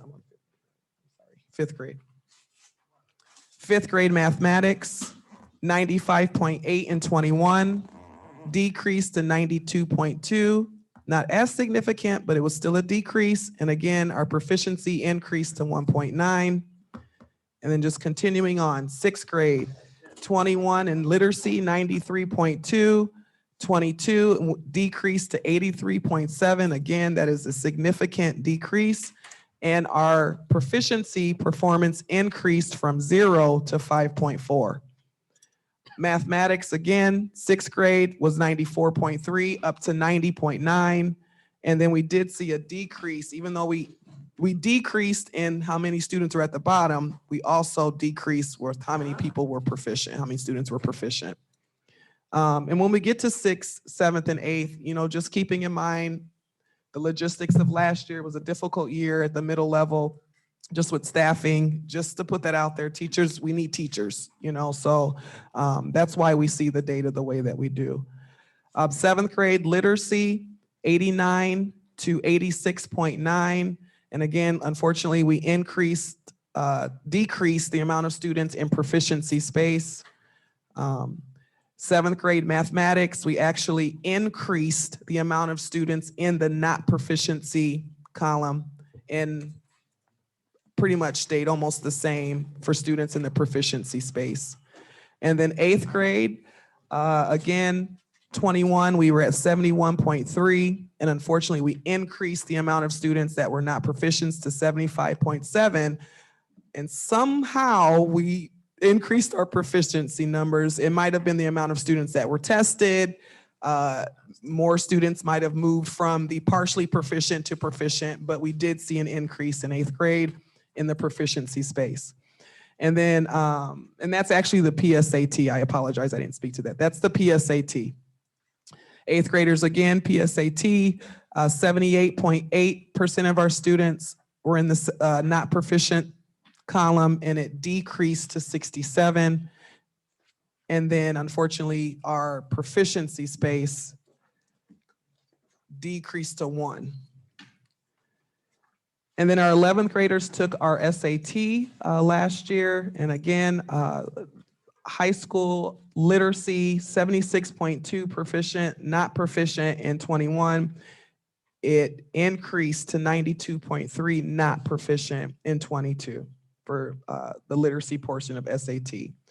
And then our mathematics for 11th grade, 97.6 in 2021, decreased the amount of students that were in that space to 93.6, and we had more students that were proficient. And so the remaining graphs are just a different way to view the same data. We graph, if you click the next tab, it's 3rd through 11th grade, and there's bar graphs just to have you see the trends that are taking place over time. But overall, our district is moving in the right direction. We know we still have a long way to go, but we've got to start somewhere, and we were at 0, and now we're showing up on the map. And so the efforts that were put in place last year, we're moving forward with those efforts. And like I said earlier, we are going to continue just to look at our data more frequently so that we can respond to the needs of our students. Thank you. Questions, comments, input from the board? First of all, I would like to, I'm glad to see that there's been some increase. This is totally unacceptable to me. I've sat here for a few years now and just heard all these excuses. We were not the pandemic was not just in Benton Harbor, Michigan. The pandemic was not, there were many places, I mean, it was all over the world, but anyhow, I think that there has to be some intense work. I think that we need to do some intense work on data. When you see 97%, 98% of students not proficient, and when you look at proficiency does not mean 100%. Some areas of that test say that 70% is proficient, certain portions of the test. Certain portions of the test will say that you have to get 80%. It doesn't say that you have to have 100% to show that you're proficient. And so I would like to know in the very near future, are we doing itemized data analysis? What are we doing? What type of strategies do we have in place, which I've spoken to curriculum committee as well, as with gap analysis?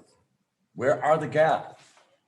The 5th graders, this stuff is looped. 1st, 2nd, and 3rd grade curriculum is all tied together.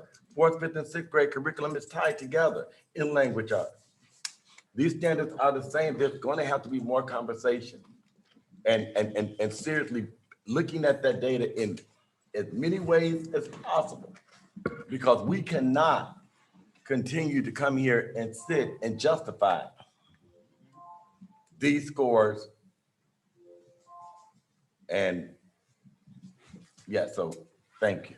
Thank you, Secretary Triplett. Vice President Bradley. I'm glad to see that we have data now, because in that way we can start actually seeing numbers and everything. That was one of my biggest things. And at MASB trainings, we've been talking about how the data and how we can work on that. So I will be looking forward to, our curriculum committee meetings and kind of brainstorming on where we can, how we can help our students get better, and programs to probably help in those areas and find out what's going on. And like you said, the gap analysis and seeing what's going on. And so I know you were implementing some new things this year already. And so I know it's going to take time for that to work, but I'm glad that we have actually bar graphs, data and everything. We can look and say, oh, okay, this is what's going on. And like you said, we're showing improvement, but it's going to take time. So I do understand that. So thank you. Trustee Bowens.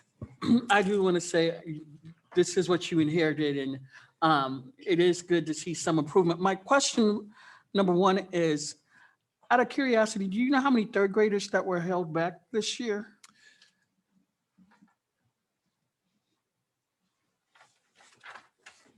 It's less than, I want to say it's less than 10. I know it's not that many. It might not even be that high.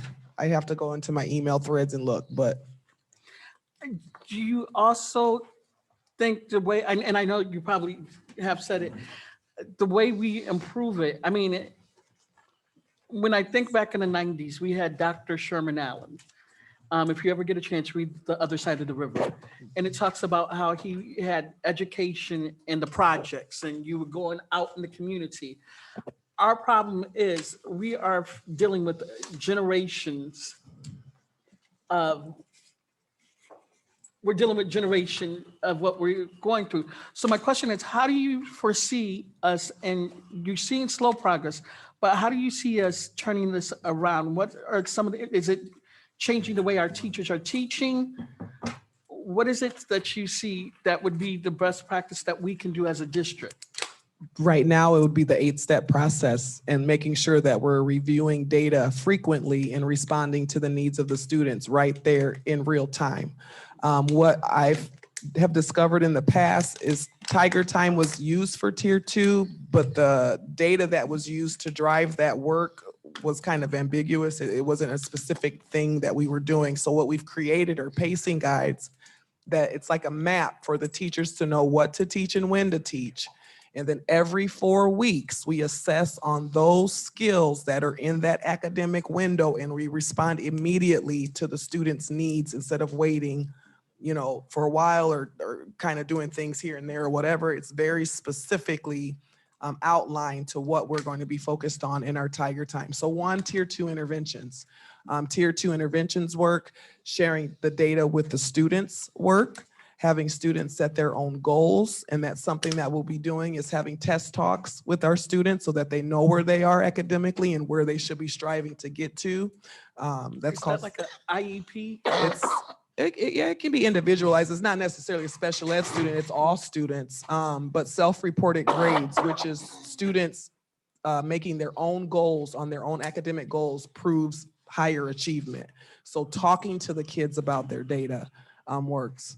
I forgot your whole question. I mean, you answered it, Yeah. but yeah. I'll tell you, the kids are talking. Last week, civics, we were just talking civics. I had a whole civics class upstairs. And one of the students looked at me and said, "No, Miss Waddell, what's this stuff about these tests every 4 weeks?" And I explained it to him, and I explained the business concept behind that work. And they seemed to be bought in. It was just one class, but they seemed to be bought in when I had a conversation with them. And I was glad to know that they knew that we were going to be doing this work. That means their teachers are starting to talk about it. But again, top things that impact achievement: teachers believing, having high expectations for our students. That's number one. Number two is the self-reported grades. And that's what we're focused on, test talks with our students. And then the third thing that impacts student achievement, and this is actually data, are responding to interventions. And so we're tightening up our response to the academic interventions that our students need in that moment in time based on our 4-week assessment. So it's worked in my experience. I've seen the growth. The growth is all over the internet when we do this process. So our hope is that when our teachers implement this, principals are monitoring and holding people accountable, we will continue to see these numbers get higher and higher. And I think that's the key, the last part you just said. Yes, accountability. monitoring, yes. And I was gonna ask, I know you're at the high school, but are you popping up at the elementary schools? And yeah. setting in some of these classrooms? I shouldn't have wore a sweater today. Okay.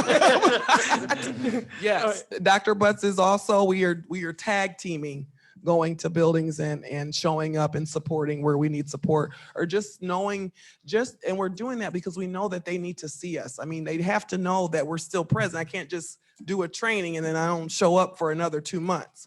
You know, I need to be out there and supporting that work. And so, yes, we have been doing that. Thank you. You're welcome.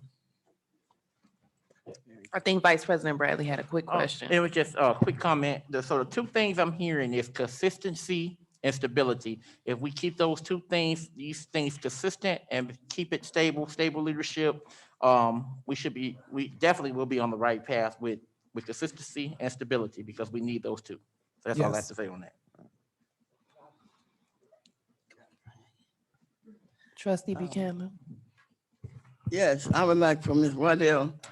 I worked at Ben Harbor School 32 years, and some of the things that is happening now, Ms. Waddell, you've done a great job. But I remember it was a lady came, and stuff that you need to know to help your child.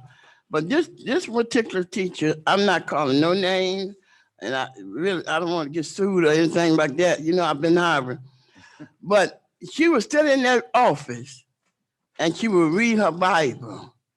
So I went to the lounge and I came back out and I said, you know what, I'm gonna call and report her. And I did that. And the next day, she met me in the hallway. We had kids in special ed were cussing, didn't know. Then I said, won't you happen to learn the address and all that? So she said, Miss Buchanan, guess what? I said, no, what? I got dismissed. I said, good, to myself, because I'm the cause of it. But you're doing your job. That's what I say. Get in there if the kids, some kids are not going to be active if others. They scared to raise their hand or whatever. But this lady getting paid $75 an hour and sitting in her office reading her Bible. And I bet that she didn't even go to church that Sunday. Thank you.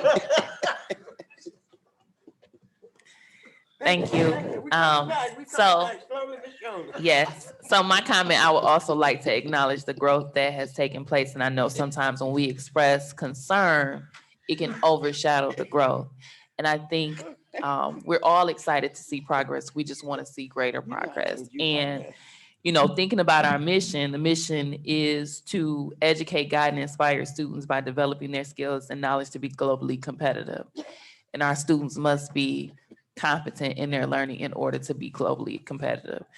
Another thing, just looking at the InStep scale that you gave us that's in our packet and looking at the communities that scored lower, if you look at them comparatively as it relates to the economic status of those communities and the performance of the students, I think they're all correlated.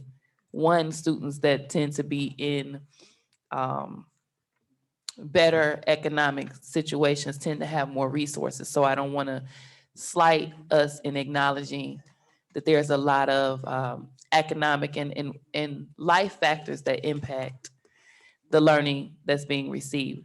But also on the flip side of that is that the quality of education that Benton Harbor area schools provides also directly impacts the quality of economic status of the community. And so just want to make sure that we're all kind of keeping that in the forefront, that it's bigger than Benton Harbor area schools. It's really the outcome and the betterment for the city of Benton Harbor and the municipalities that our school district produces students for. And so we're excited for the progress that we see, but each of us at this table are truly committed to excellence. And so we look forward to seeing continued growth as we work forward in the district. So thank you.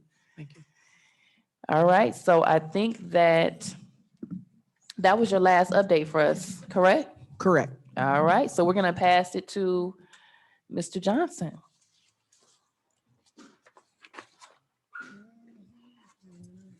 So we need to go out this way, maybe.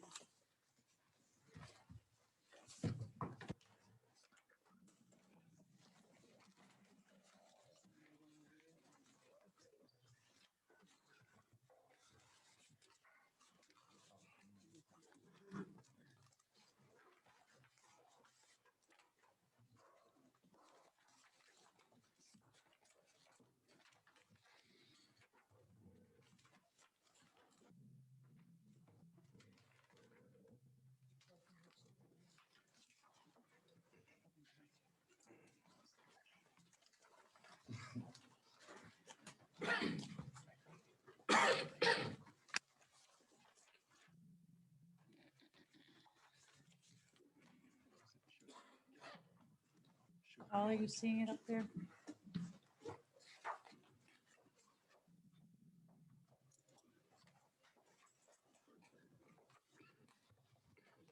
Sit out here. So we can see.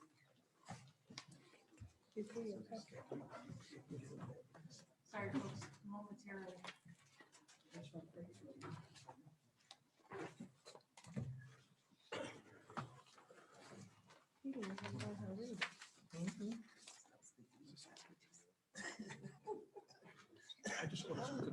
He requested this information, did you step it out or? He said he had to use the restroom. I was gonna say. And while they're setting up, just so everyone is aware, Mr. Johnson is going to go over some information that's going to help us with transparency and reporting. Often the data that we give you can be quite hefty, so we're going to ensure that the community is fully aware of how to read the reports that are provided as well.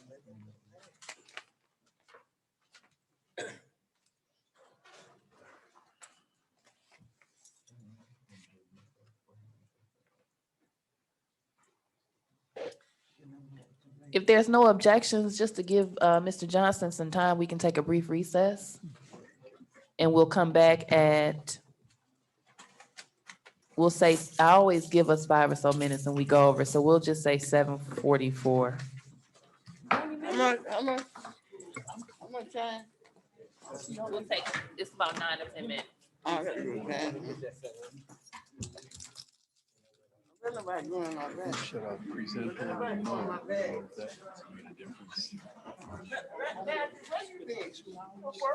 My job right now.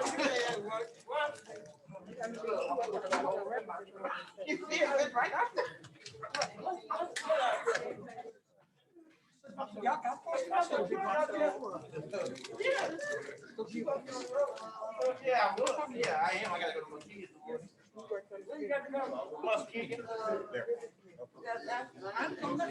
It'll grab it. Yeah. I guess Mr. Chipman wanted to lessen, so let him learn. He wanted to lessen, so let him learn. Bring us back into our meeting. We are going to give the floor to Mr. Johnson. As we stated previously, to recess, he's going to go through a brief presentation on how to read the monthly financial reports that we have for transparency for the community and for any clarification that are needed. So, Mr. Johnson, you have the floor. Thank you. And thank you to Treasurer Creighton for sharing your Finance Committee report out time to make space on the agenda for this presentation. In the next few minutes, we'll present information on how to understand the monthly board financial reports. And as a little bit of context, during the recent Finance Committee, the Finance Committee member recommended that we present information to the full board. We walk through the various board reports each month with the Finance Committee, but Finance Committee includes just 3 of the 7 board members. Presentation goals tonight are to present briefly each of the monthly financial reports, also to share the purpose of each report and to identify one or more of the key aspects of each report.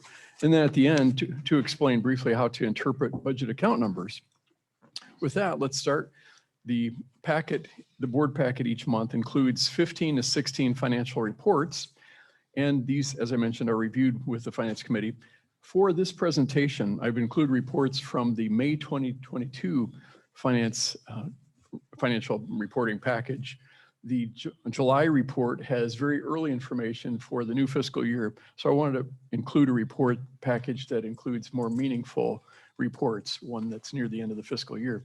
At the beginning of the packet, we have the table of contents that outlines or that lists all the reports, and we use color coding to identify reports that are similar in nature and are related. For instance, you can see this color coding for the two grant-related reports, 5 and 6.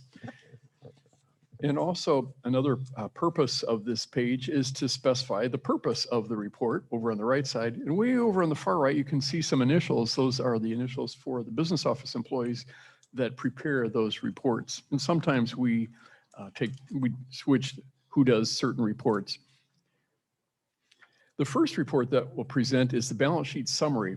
This is an overview of the district's current assets and current liabilities. So at the top, you see the current assets, in the middle, the current liabilities, and the bottom is the fund equity. And these fund equity amounts are not the final fiscal year end amounts. The next report is the budget to actual report, the summary version. We have two versions of this in the board packet. This is a summary version. You can see over near the right side of the report, I've got a section that's a column that's highlighted with a green border and light green background. I wanted to draw your attention to that because that's probably one of the most important columns on this report. The purposes of this report are to show the percentage of revenue that we've received so far through this report period, in this case, May 31, compared to the most recently approved budget. And likewise, in the lower half of the document, we show the percentage of expenditures made as percentage of the budget. The next report, very similar to the previous report, except this goes into a little more detail. This is a 2-pager, and it's at what we call the function level. So you can see each of the functions in the lower half of this. And so it shows a little more detail than the previous report. The next report is a very busy looking report. It's the cash flow projections. And the purposes of this report are to present summary information, although it may look a lot more detailed than summary. And it also presents cash flow projections for the next several months, sometimes a year plus. And related to that is to make sure that we have enough cash on hand, and we expect to have enough cash on hand to meet our obligations. The next report, or actually two reports, are very similar, except the first one is for federal grants and the second one is for state grants.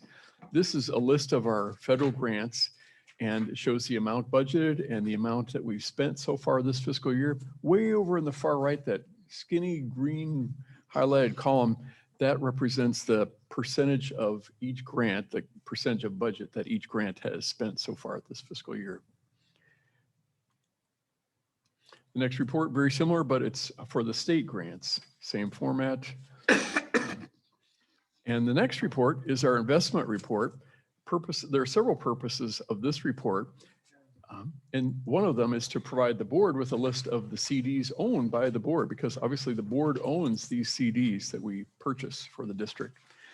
Another purchase is to show how the CD allocations are made by a financial institution. At the bottom, you can see a recap by the two banks that we currently have CDs. And also it's to show the estimated interest earnings for each CD and to maintain a list of CD maturity dates. So at any given time, we can look at this and see, oh, we've got a CD maturing in the next month or two. The next two reports are very similar. One is for the 2007 sinking fund, and the second one is for the 2017 sinking fund.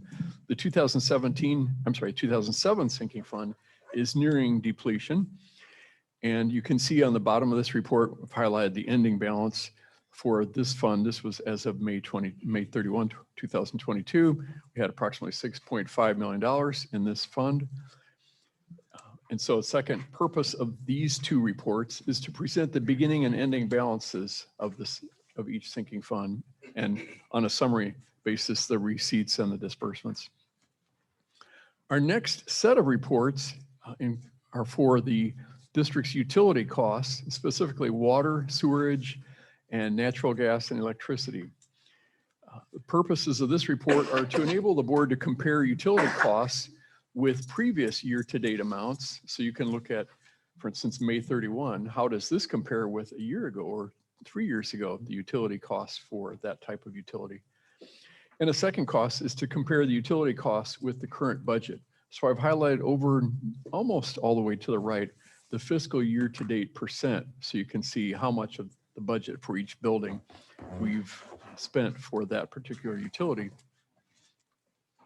The next report is the vendor check register. This is a list of the payments that we make each month for the district. And these are payments to vendors, accounts payable checks that we make.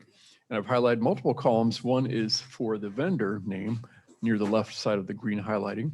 And then near the middle, you can see a description of the payment. Way over on the far right, it shows the dollar amount. And we'll come back to this report in just a few minutes. Next report is a vendor payment report supplement. We make some payments each month that are not through accounts payable. And in the interest of full transparency, we include a report that shows these other types of payments through the ACH, or Automated Clearinghouse. Otherwise, the district could be making payments without the board knowing, but we want to be fully transparent. So you can see these are typically payments for our credit card, the First Bank Card Center, and also for EduStaff. Occasionally, maybe once every few months, we also make payments to Arbiter for ref pay for athletic officials. The most important amount on here would be the total, of course. You can see in that particular month, we spent approximately $321,000 for these types of payments. So sometimes it can be close to the amount of the AP checks. This next report is a summary of those two past reports. And you can see that far right, this green highlighted column represents the amounts that are included on the staff report for May. We have just a couple more reports. This next report is a year-to-date revenue comparison. It has two purposes, and the key areas are up near the top right of this document. One purpose is to compare the revenue that we've received so far through this month's report date, in this case, May 31, with the revenue that we received 1 year earlier. That way you can see how we're doing this fiscal year compared to the prior fiscal year through May. And a second purpose of the report is to compare how much revenue we've received as of May 31 on this report with the budget, the most recent budget. Next report is very similar, except it's for expenditures instead. In addition to the tabular data, the numeric data on the top corner, we included graphs to make it even more readable. Next, I want to briefly present information on how to interpret budget account numbers. Sometimes these numbers can look quite foreign. A few minutes ago, I showed a report that looks very similar to this. It's the vendor payment report, also called the AP Accounts Payable Checklist. Way over on the right, you see an area highlighted in green. These are the account numbers. So let's turn to this next slide, and we're going to take a look at the account string. There are quite a few numbers in this string, and each set of numbers has meaning. The very first part of the string refers to the fund number, and I've got an example at the bottom of this in pink. So for instance, in the example down below, if we're looking at an account that starts with 11, that means this is for the general fund. The next field refers to the type of account. So typically it'll be an expenditure account on the payment register. On certain other types of reports, it would be other types of accounts. The next set of digits, 3 numbers, refers on the expenditure side to the function. And so in the example below, this is function 111, so it was for elementary instruction. The next set of accounts, 5 digits, get this to, there we go, I'm sorry, 4 digits, refers to what's called the object code. And these are terms from the Michigan School Accounting Manual. And so in this case, our example is 5110. So it tells us it's a supply expenditure. You can see the supplies is highlighted. 5,000 to 59.99 accounts are all supplies, different types of supplies. And the accounting manual goes into a more granular detail than what I've presented here. This is more summary. The next column is the location code. And our example down below, 01629, refers to Fairplain East. And the next set of digits, 3 digits, refers to the program code. And this typically refers to special ed classifications and certain other program codes. Our next column refers to the grant code. And in this example below, we have all zeros, so that would mean no, it's not grant funded. And then the far right shows the other field, and this is used for various other types of codes, whether it be for the regional assistance grant and certain other types of expenditures that are not in the grant code column. So that's a quick overview of the expenditure account code key. And I'll pause to see if there are any questions before we jump to the Munetrix, the brief Munetrix presentation. Can we get a copy of that? Yes.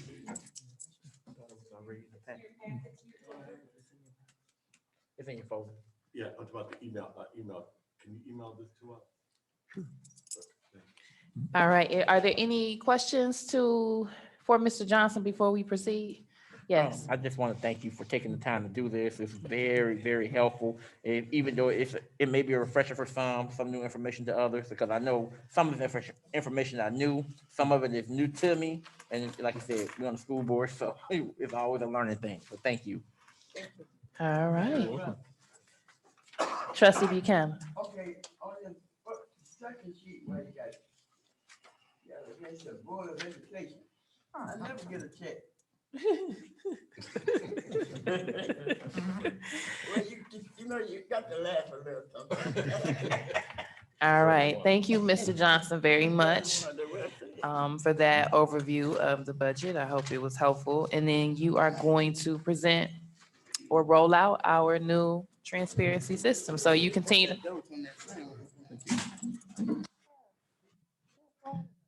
We have just about 6 or You so have the floor. slides Okay. to announce our new transparency reporting website rollout. In the next few minutes, we'll share a very brief background. We'll talk about the new transparency reporting platform and provide a very high-level overview of the new website. Start with some background. The state of Michigan requires public school districts across the state to post their specific transparency-related documents on their websites. And we changed some months ago to a new transparency reporting platform called Munetrix with an X. And the district has dramatically increased the number of documents that are posted online. We now have over 90 documents posted available for anyone with internet access. And I'd like to also point out that the state requires posting of only the most recent year for various documents, but we've gone the extra mile to post documents that are in some cases more than 5 years back for several types of documents. So we've gone above and beyond what the state requires in terms of transparency.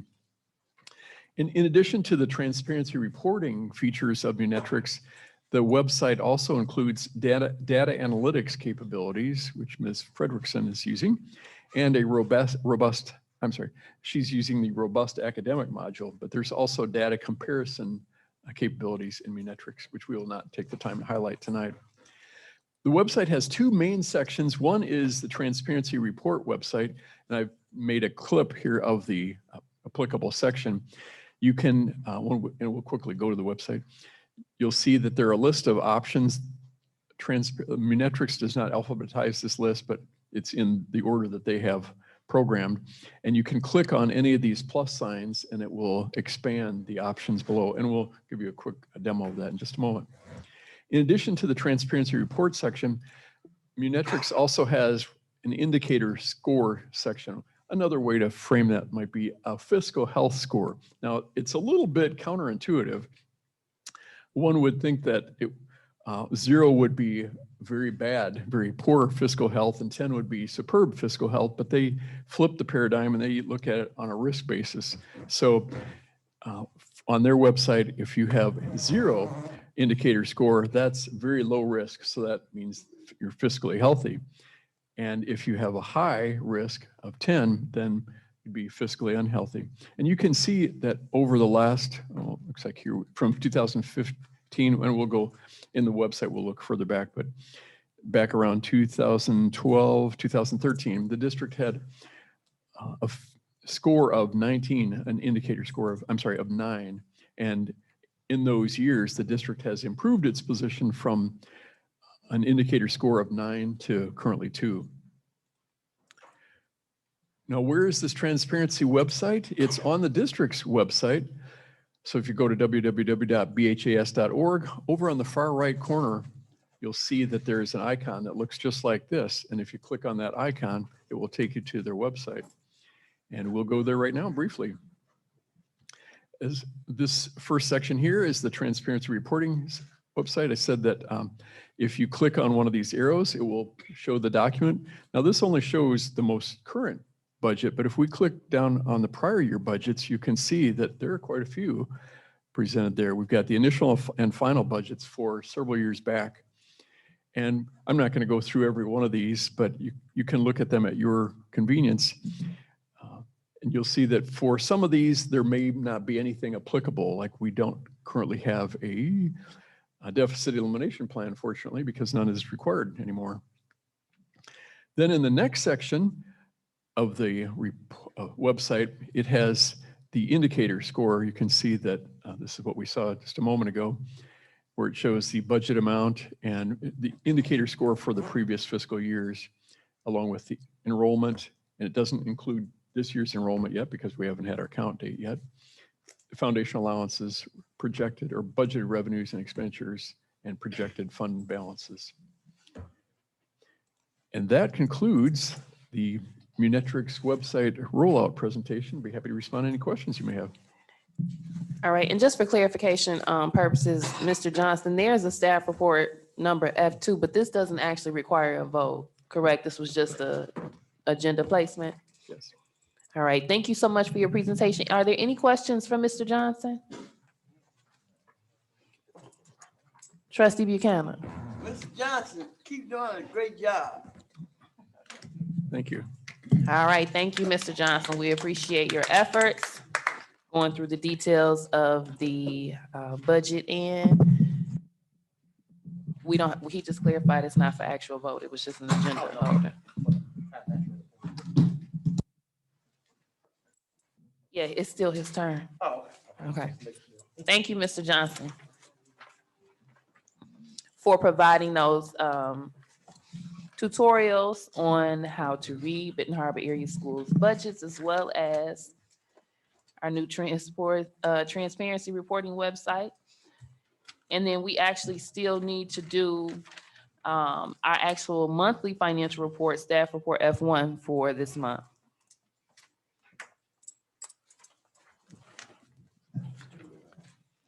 F2 didn't actually require a vote. It was just an agenda placement holder for the presentation.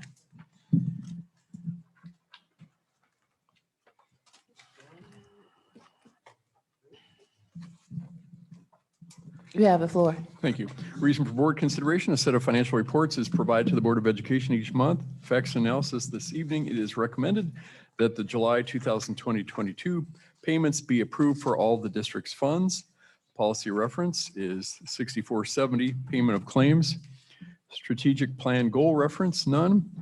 Recommended action is that the Board of Education approve the July 2022 payments for the funds listed below. Thank you. Is there a motion to approve staff report F1? I make a motion to approve staff report F1. Is there a second or support? Support. The motion has been made by Vice President Bradley, and was that Trustee Rocket Martin or Creighton? Treasurer Creighton supported. Any questions, comments, or concerns? Hearing none, Secretary Triplett. President Robinson, Yes. Vice President Bradley. Yes. Secretary Triplett, yes. Treasurer Creighton. Yes. Trustee Buchanan. Yeah. Trustee Rocket Martin. Yes. Motion carried. All right, thank you so much, Mr. Johnson. Next on the agenda, we have Human Resources. I'm going to pass it over to Ms. Gail. However, I am going to let the board know that my silent goal for getting us out of here today was 8:30. It's 8:06, so we'll see if we can make that happen. You are up next, Ms. Gail. Separation of employment, reason for board consideration, a list of employees whose employment relationship with the district is or will be separated is submitted to the board each month. Facts and analysis, it is recommended that the Board of Education votes to accept the separation of employment of the following staff. Policy reference 3140 and 4140. The list is as follows. Maria Evans, teacher in training, virtual instruction. Mary Brown, teacher, math at the middle school. Kelly Baptist, social emotional learning interventionist at the middle school. And Charlene Jones Clark, administrative assistant at FP.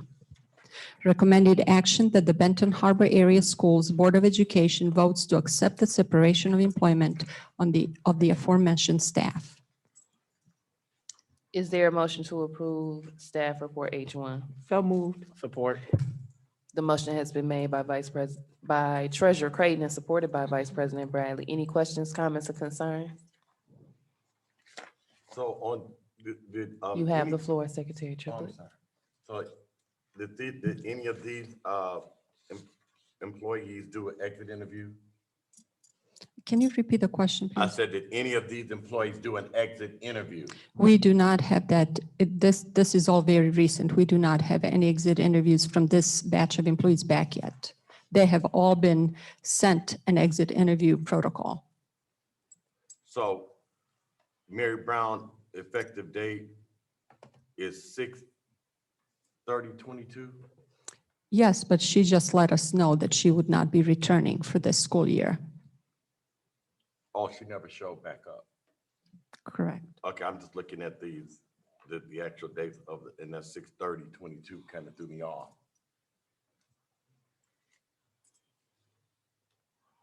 Thank you. All right, any other questions?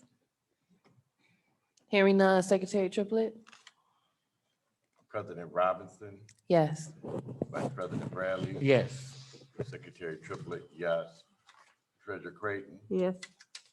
Trustee Buchanan, Yeah. Trustee Rocket Martin, Yes. motion carried. All right, next on the agenda, staff report H2, Ms. Gill. Reason for board consideration. A list of employees whose employment relationship with the district is or will be separated is submitted to the board each month. Facts and analysis, it is recommended that the Board of Education votes to accept the separation of employment of the following staff.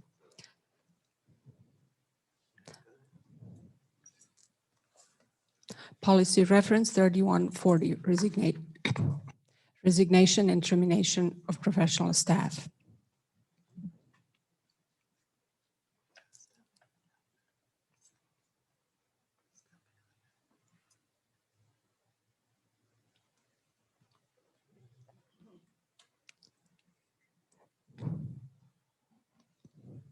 Scott Johnson, Chief Financial Officer. Recommended action that the Benton Harbor Area Schools Board of Education votes to accept the separation of employment of the aforementioned staff. All right, thank you, Mrs. Gill. Is there a motion to approve staff report H2? I make a motion to approve staff report H2. Is there a second or support? Support. The motion has been made by Vice President Bradley and supported by Secretary Triplett. Questions, comments, concerns from the board? Vice President Bradley. I hate to see this one coming across the table. Like I told you earlier, ever since I've been on the board, when I first got on the board back in 2019, you've been diligent to let us know information, numbers, reports. If we have questions, you've been very quick to get them answered. You made the finance office easy to understand. Even with the MASB training I got in school finance, it was even a lot of stuff that I learned there that you had already, spoke of. So thank you for your service to this district. Thank you for the things you've done, helping us get back into a good standing. And whoever we have to come in and replace you is going to have some big shoes to fill, because it's a lot of work that has been done. So you're going to be very, very missed. I don't even want to vote for this one, really, honestly. All right, thank you, Vice President Bradley. Anyone else? Yes, yep. I don't know what to say. I don't have a personal relationship with Scott, but I definitely feel like being on the finance committee with him for like a year and a half to 2 years, it has taught me so much about finance that has honestly made me a beast in my job for the last 6 months. And so I'm very grateful. I know that I'm not here in the capacity to be a student, but I have really learned so much under your leadership. And so I just want to say that I do appreciate you. And I don't know how much good it'll be, but I do not plan to support this resignation for what it's worth. Thank you, Treasurer Creighton. Any other comments from the board? Trustee Raquel Martin. Yes, I like to say, I never was in one of your committee meetings, but I do appreciate how you presented to the board and your demeanor and your professionalism. I appreciate that. And you will be missed. Know that. And it is an emotional thing at times because I imagine, the people that you work with so closely, they really hate to see you go. But thank you for your service. Trustee Buchanan. Yeah, Ms. Gail, I would like to say, I hate to see you leave, but what? Mr. Johnson. Who's leaving? Mr. I don't Johnson, want the Mr. Johnson to CFO. leave. I thought Ms. Gail would leave. Oh, I'm sorry. She better not. Well, anyway, Ms. Gail, I started with you. I thought you was retired. I wasn't paying attention.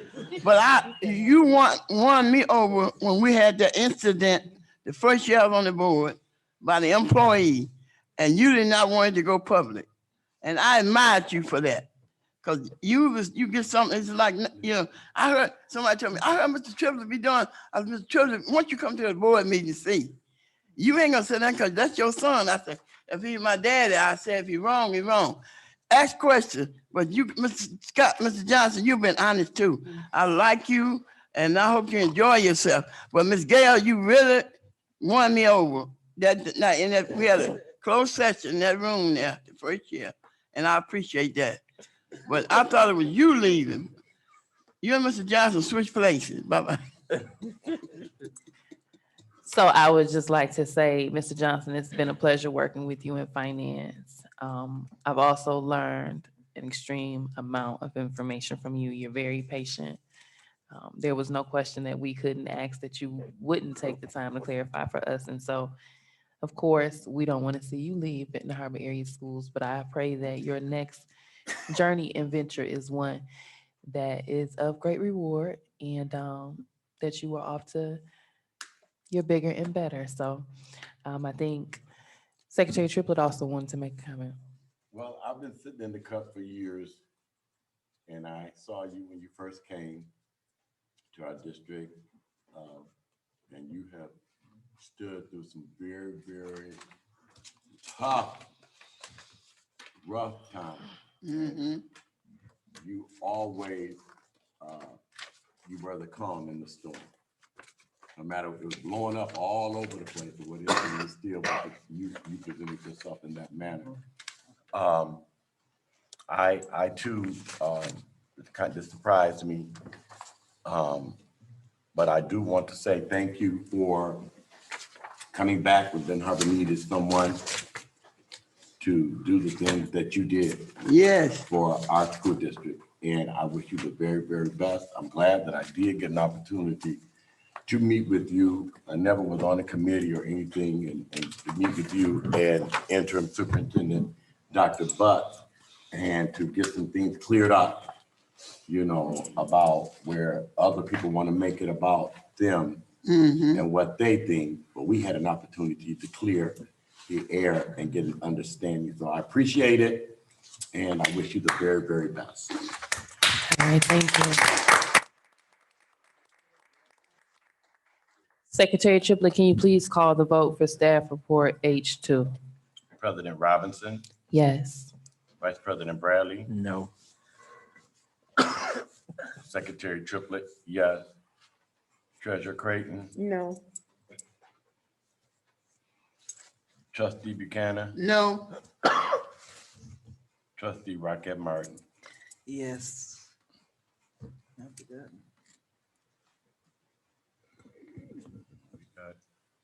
3-3. Oh, it's time. That's our first. We can't stop it, but. Yeah, so we can I just vote know. yes. I changed my vote. Ms. You're Johnson, altering your vote to yes, Ms. yes, Trustee I said Buchanan. yes.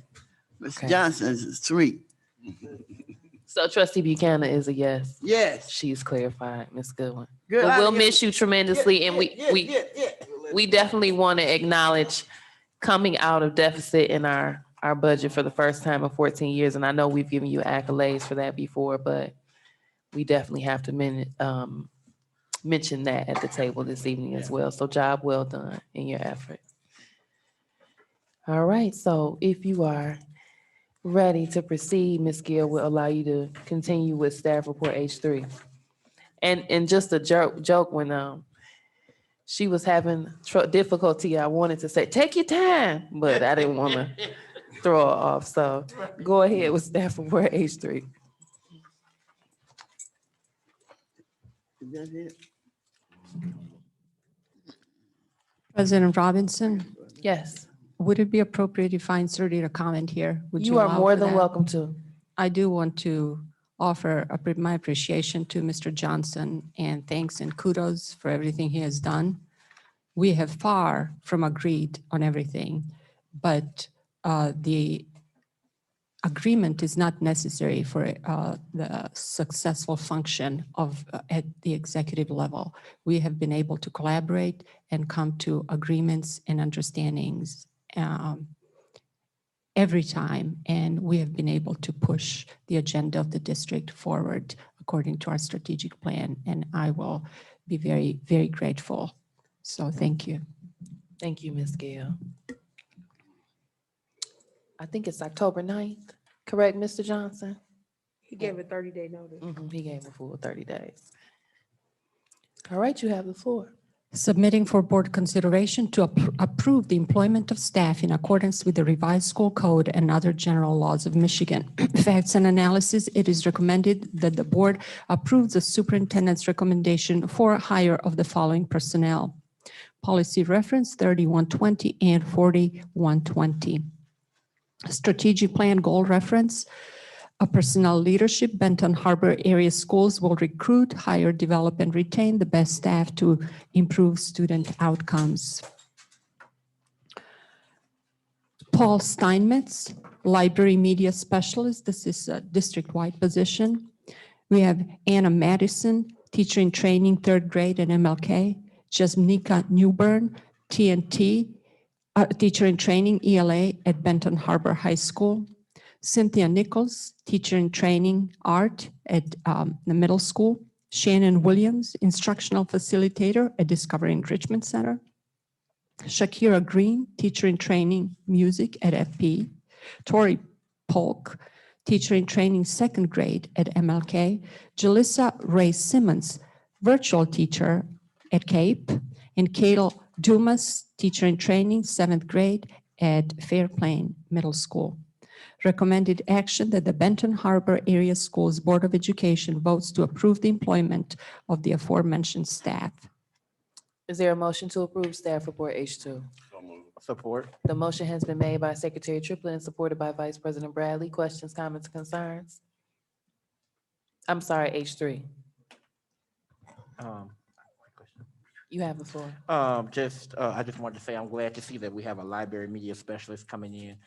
Definitely going to be a good thing. So look forward to meeting him, and hopefully we can make sure we get our students excited about reading and get our libraries back together. Any other questions or comments? Secretary Triplett. I'm glad to see some of our teachers in training and what have you come back to the district who left and went to other places, but they decided to come back and give us a chance. I'm very proud of Jasminika in particular, and Kayla Dumas. These are college graduates, and these are former students of Ben Harbor High School alumni. And so I'm glad to see that it's a good thing for,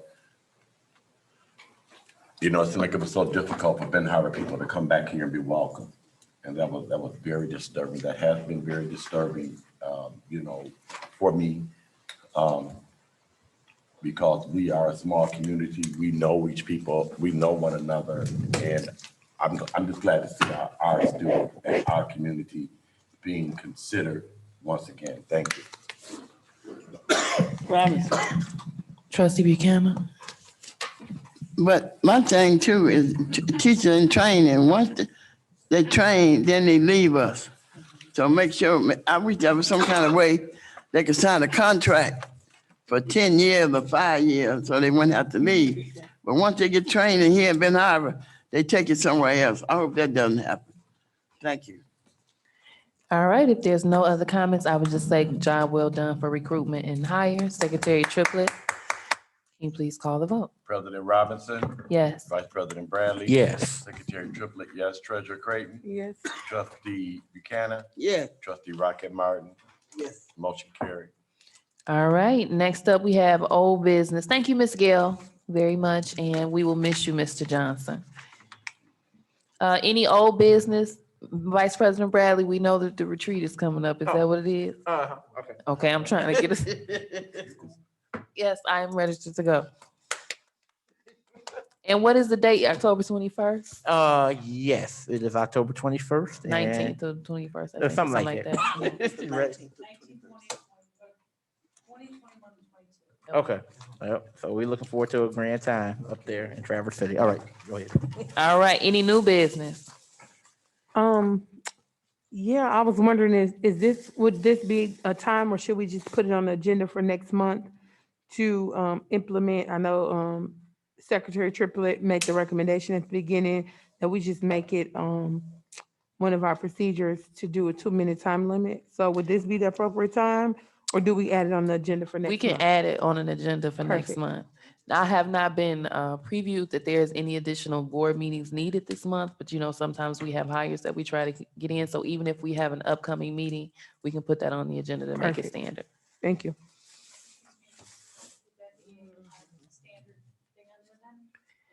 So what we would be doing is making that a standard expectation for board meetings, so it's not needed to be voted every meeting.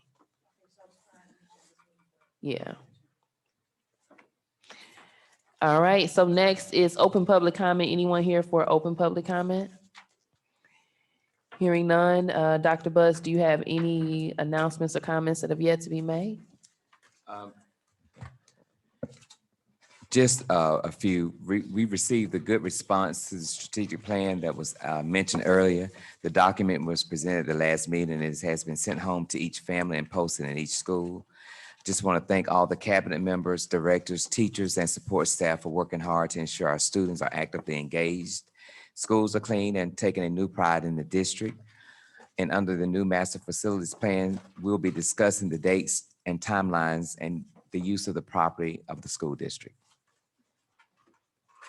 Thank you, Dr. Butts. We're going to proceed with board member announcements and comments. Just note, making sure you all aware that we do have a closed session that is anticipated to be brief. But we're going to go ahead and do our announcements and comments just in case the public does not want to wait until we are done with the closed session. So we'll begin with Trustee Rocket Martin. Any questions or comments or announcements or comments this evening? Just that, I'm along with Mr. Bowen? No. Bradley. Mr. Bradley, yes. That we would continue to take advantage of the MASB classes that they offer. They do offer them online if you're not able to go in person. The information is like wonderful, and it really helps you to understand the work of the board, especially having not done this before. It is most enlightening. Also, I'd like to once again thank our finance director and wish him the best in his new life. I also would like to thank Ms. Gail for the work that she does for our district, especially in our HR committee, and all of my committee members, to Ms. Creighton, who is so valuable, and to Mr. Bowens. I'd like to thank them for our HR committee meetings and for Dr. Butts for his contribution to our meetings. And with that being said, I'm looking forward to, seeing our district continue to grow and be inspired and to help inspire our kids and to receive more kids coming in. I hear that our enrollment is growing, and that's a plus. That means that, things are happening, good things are happening in Benton Harbor. People are wanting to bring their kids here, and that's what we want. So, yeah, just keep up the good work. Thank you, Trustee Buchanan. Yes, I would like to thank people for coming out, and also each board member has their own.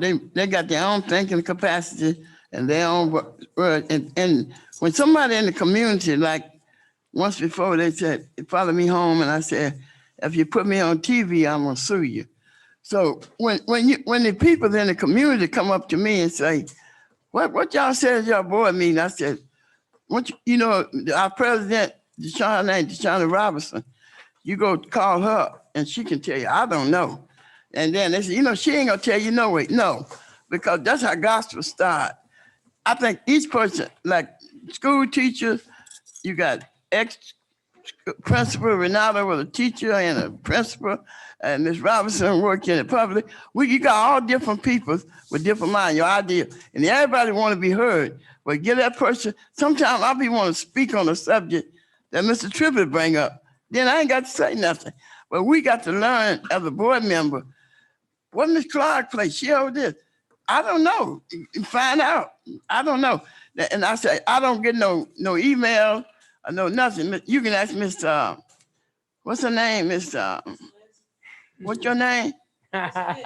Liz. Somebody called me from out of town. And I called Liz. Remember Liz? And she said, "I don't know nothing about it." So don't tell them nothing. Like that young man right there, that's Inez's son. Inez your mom. What? But you always at the board meeting. So you can go and speak something. But let's work, let's keep it together. Ms. Watson, keep doing what you're doing. And if you have trouble with some of the kids at high school, give me a call. I know some of their parents.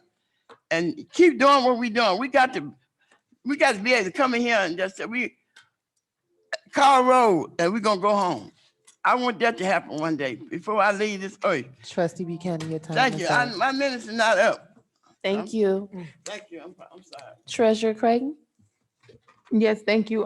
Just wanted to take this opportunity to thank everyone, staff, students, parents, community members, board members, everyone, for the service. I did have an opportunity to participate in the clap up with Dr. Butts and his staff at 2 schools.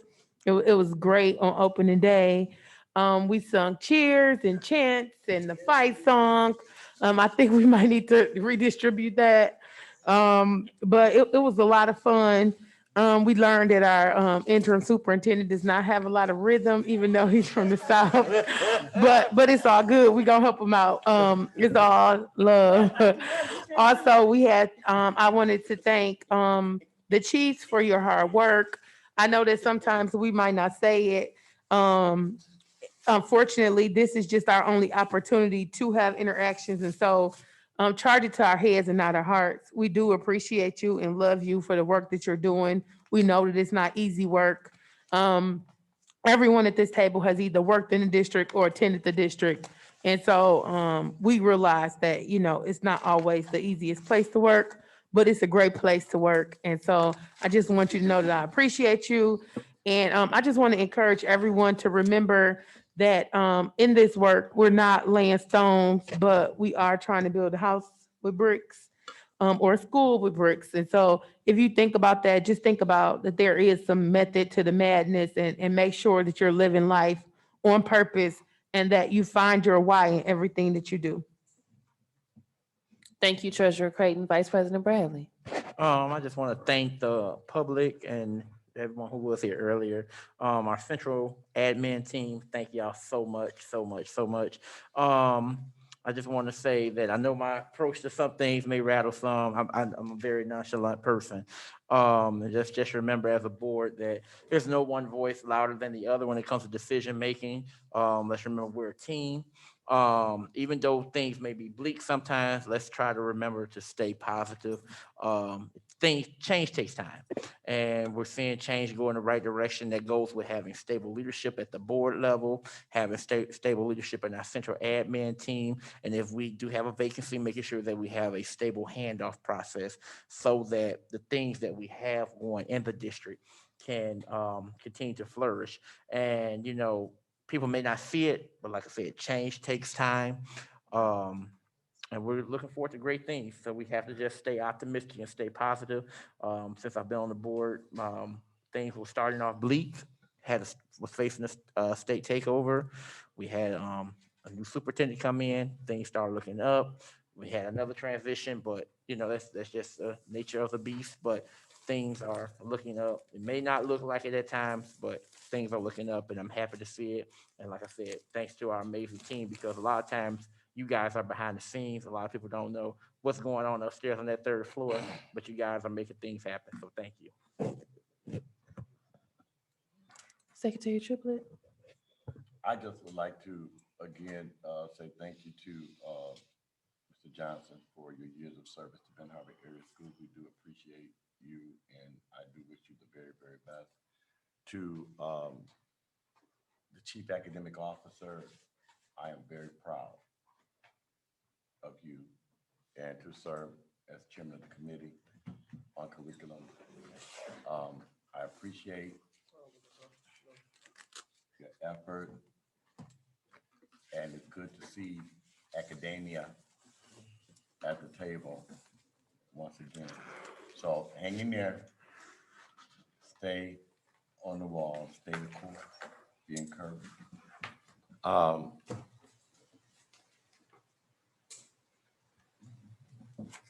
Dr. Butts, thank you for stepping up. Thank you for stepping up and standing in the gap when we needed someone to do it the most. I knew that you could do exactly what you've done, and you're exceeding what I thought you were capable of doing.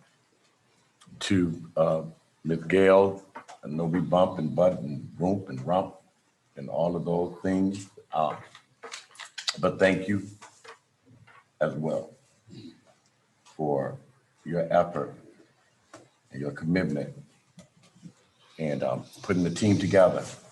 A very tough position.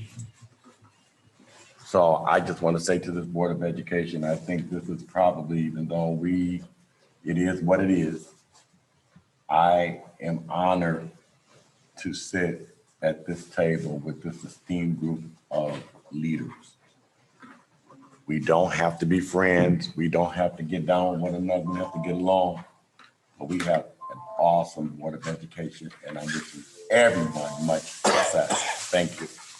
Thank you. And for my comment, I'm going to keep it very brief. I appreciate everyone that has played a part in Benton Harbor area schools and the efforts that we're making to improve the educational experience and cultural experience of our students. I look forward to Benton Harbor area schools being the #1 option as it relates to school of choice. And I definitely think it's something that is attainable over time. So I'm grateful for you all. Mr. Johnson, we will miss you. We're thankful for all of your contributions that you've made. And that's all I'm going to actually say this evening. It's been. Thank Mr. Wolf for those pictures and those Yes, yearbooks. he left, so I didn't want to say Yes, it without that's good to him being hear. present, but thank you to Mr. Wolf for the amazing pictures that he provided to Yes. It's amazing. the board. So thank you. As it relates to the yearbook, it's absolutely amazing. So if you all have yet to purchase one, please do so, but I'm gonna wrap it up. And next on the agenda is a closed session. Under policy 0167.2, is there a motion to end open session and enter closed session? So move. Support. The motion has been made by Secretary Triplett and supported by Vice President Bradley. Questions, comments, or concerns? I have a question. Yes. Will you guys have a quorum if I slid out? Everybody else plan on staying? Yeah, we have 5 without you. Okay, I'm sorry. I just have to go in at 7 in the morning. So I need Okay. to- Okay. All right, so Secretary Triplett, can you please call the vote? President Robinson, Yes. Vice President Bradley. Yes. Secretary Triplett, yes. Treasurer Creighton, Yes. Trustee Buchanan, 37.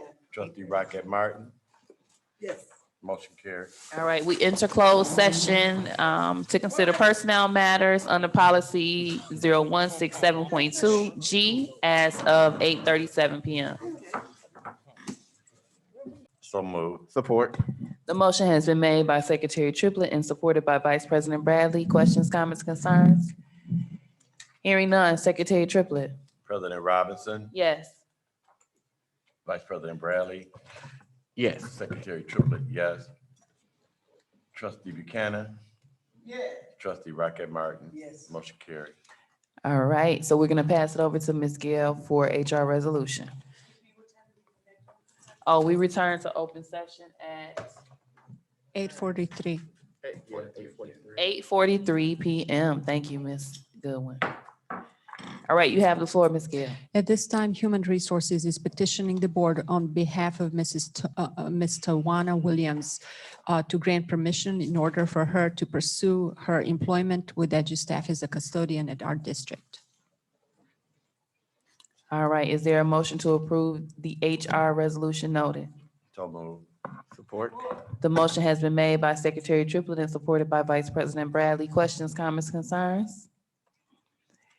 Hearing none, Secretary Triplett. President Robinson. Yes. Vice President Bradley, Yes. Secretary Triplett, yes. Trustee Buchanan, Trustee Rocket Martin, Yes. motion carried.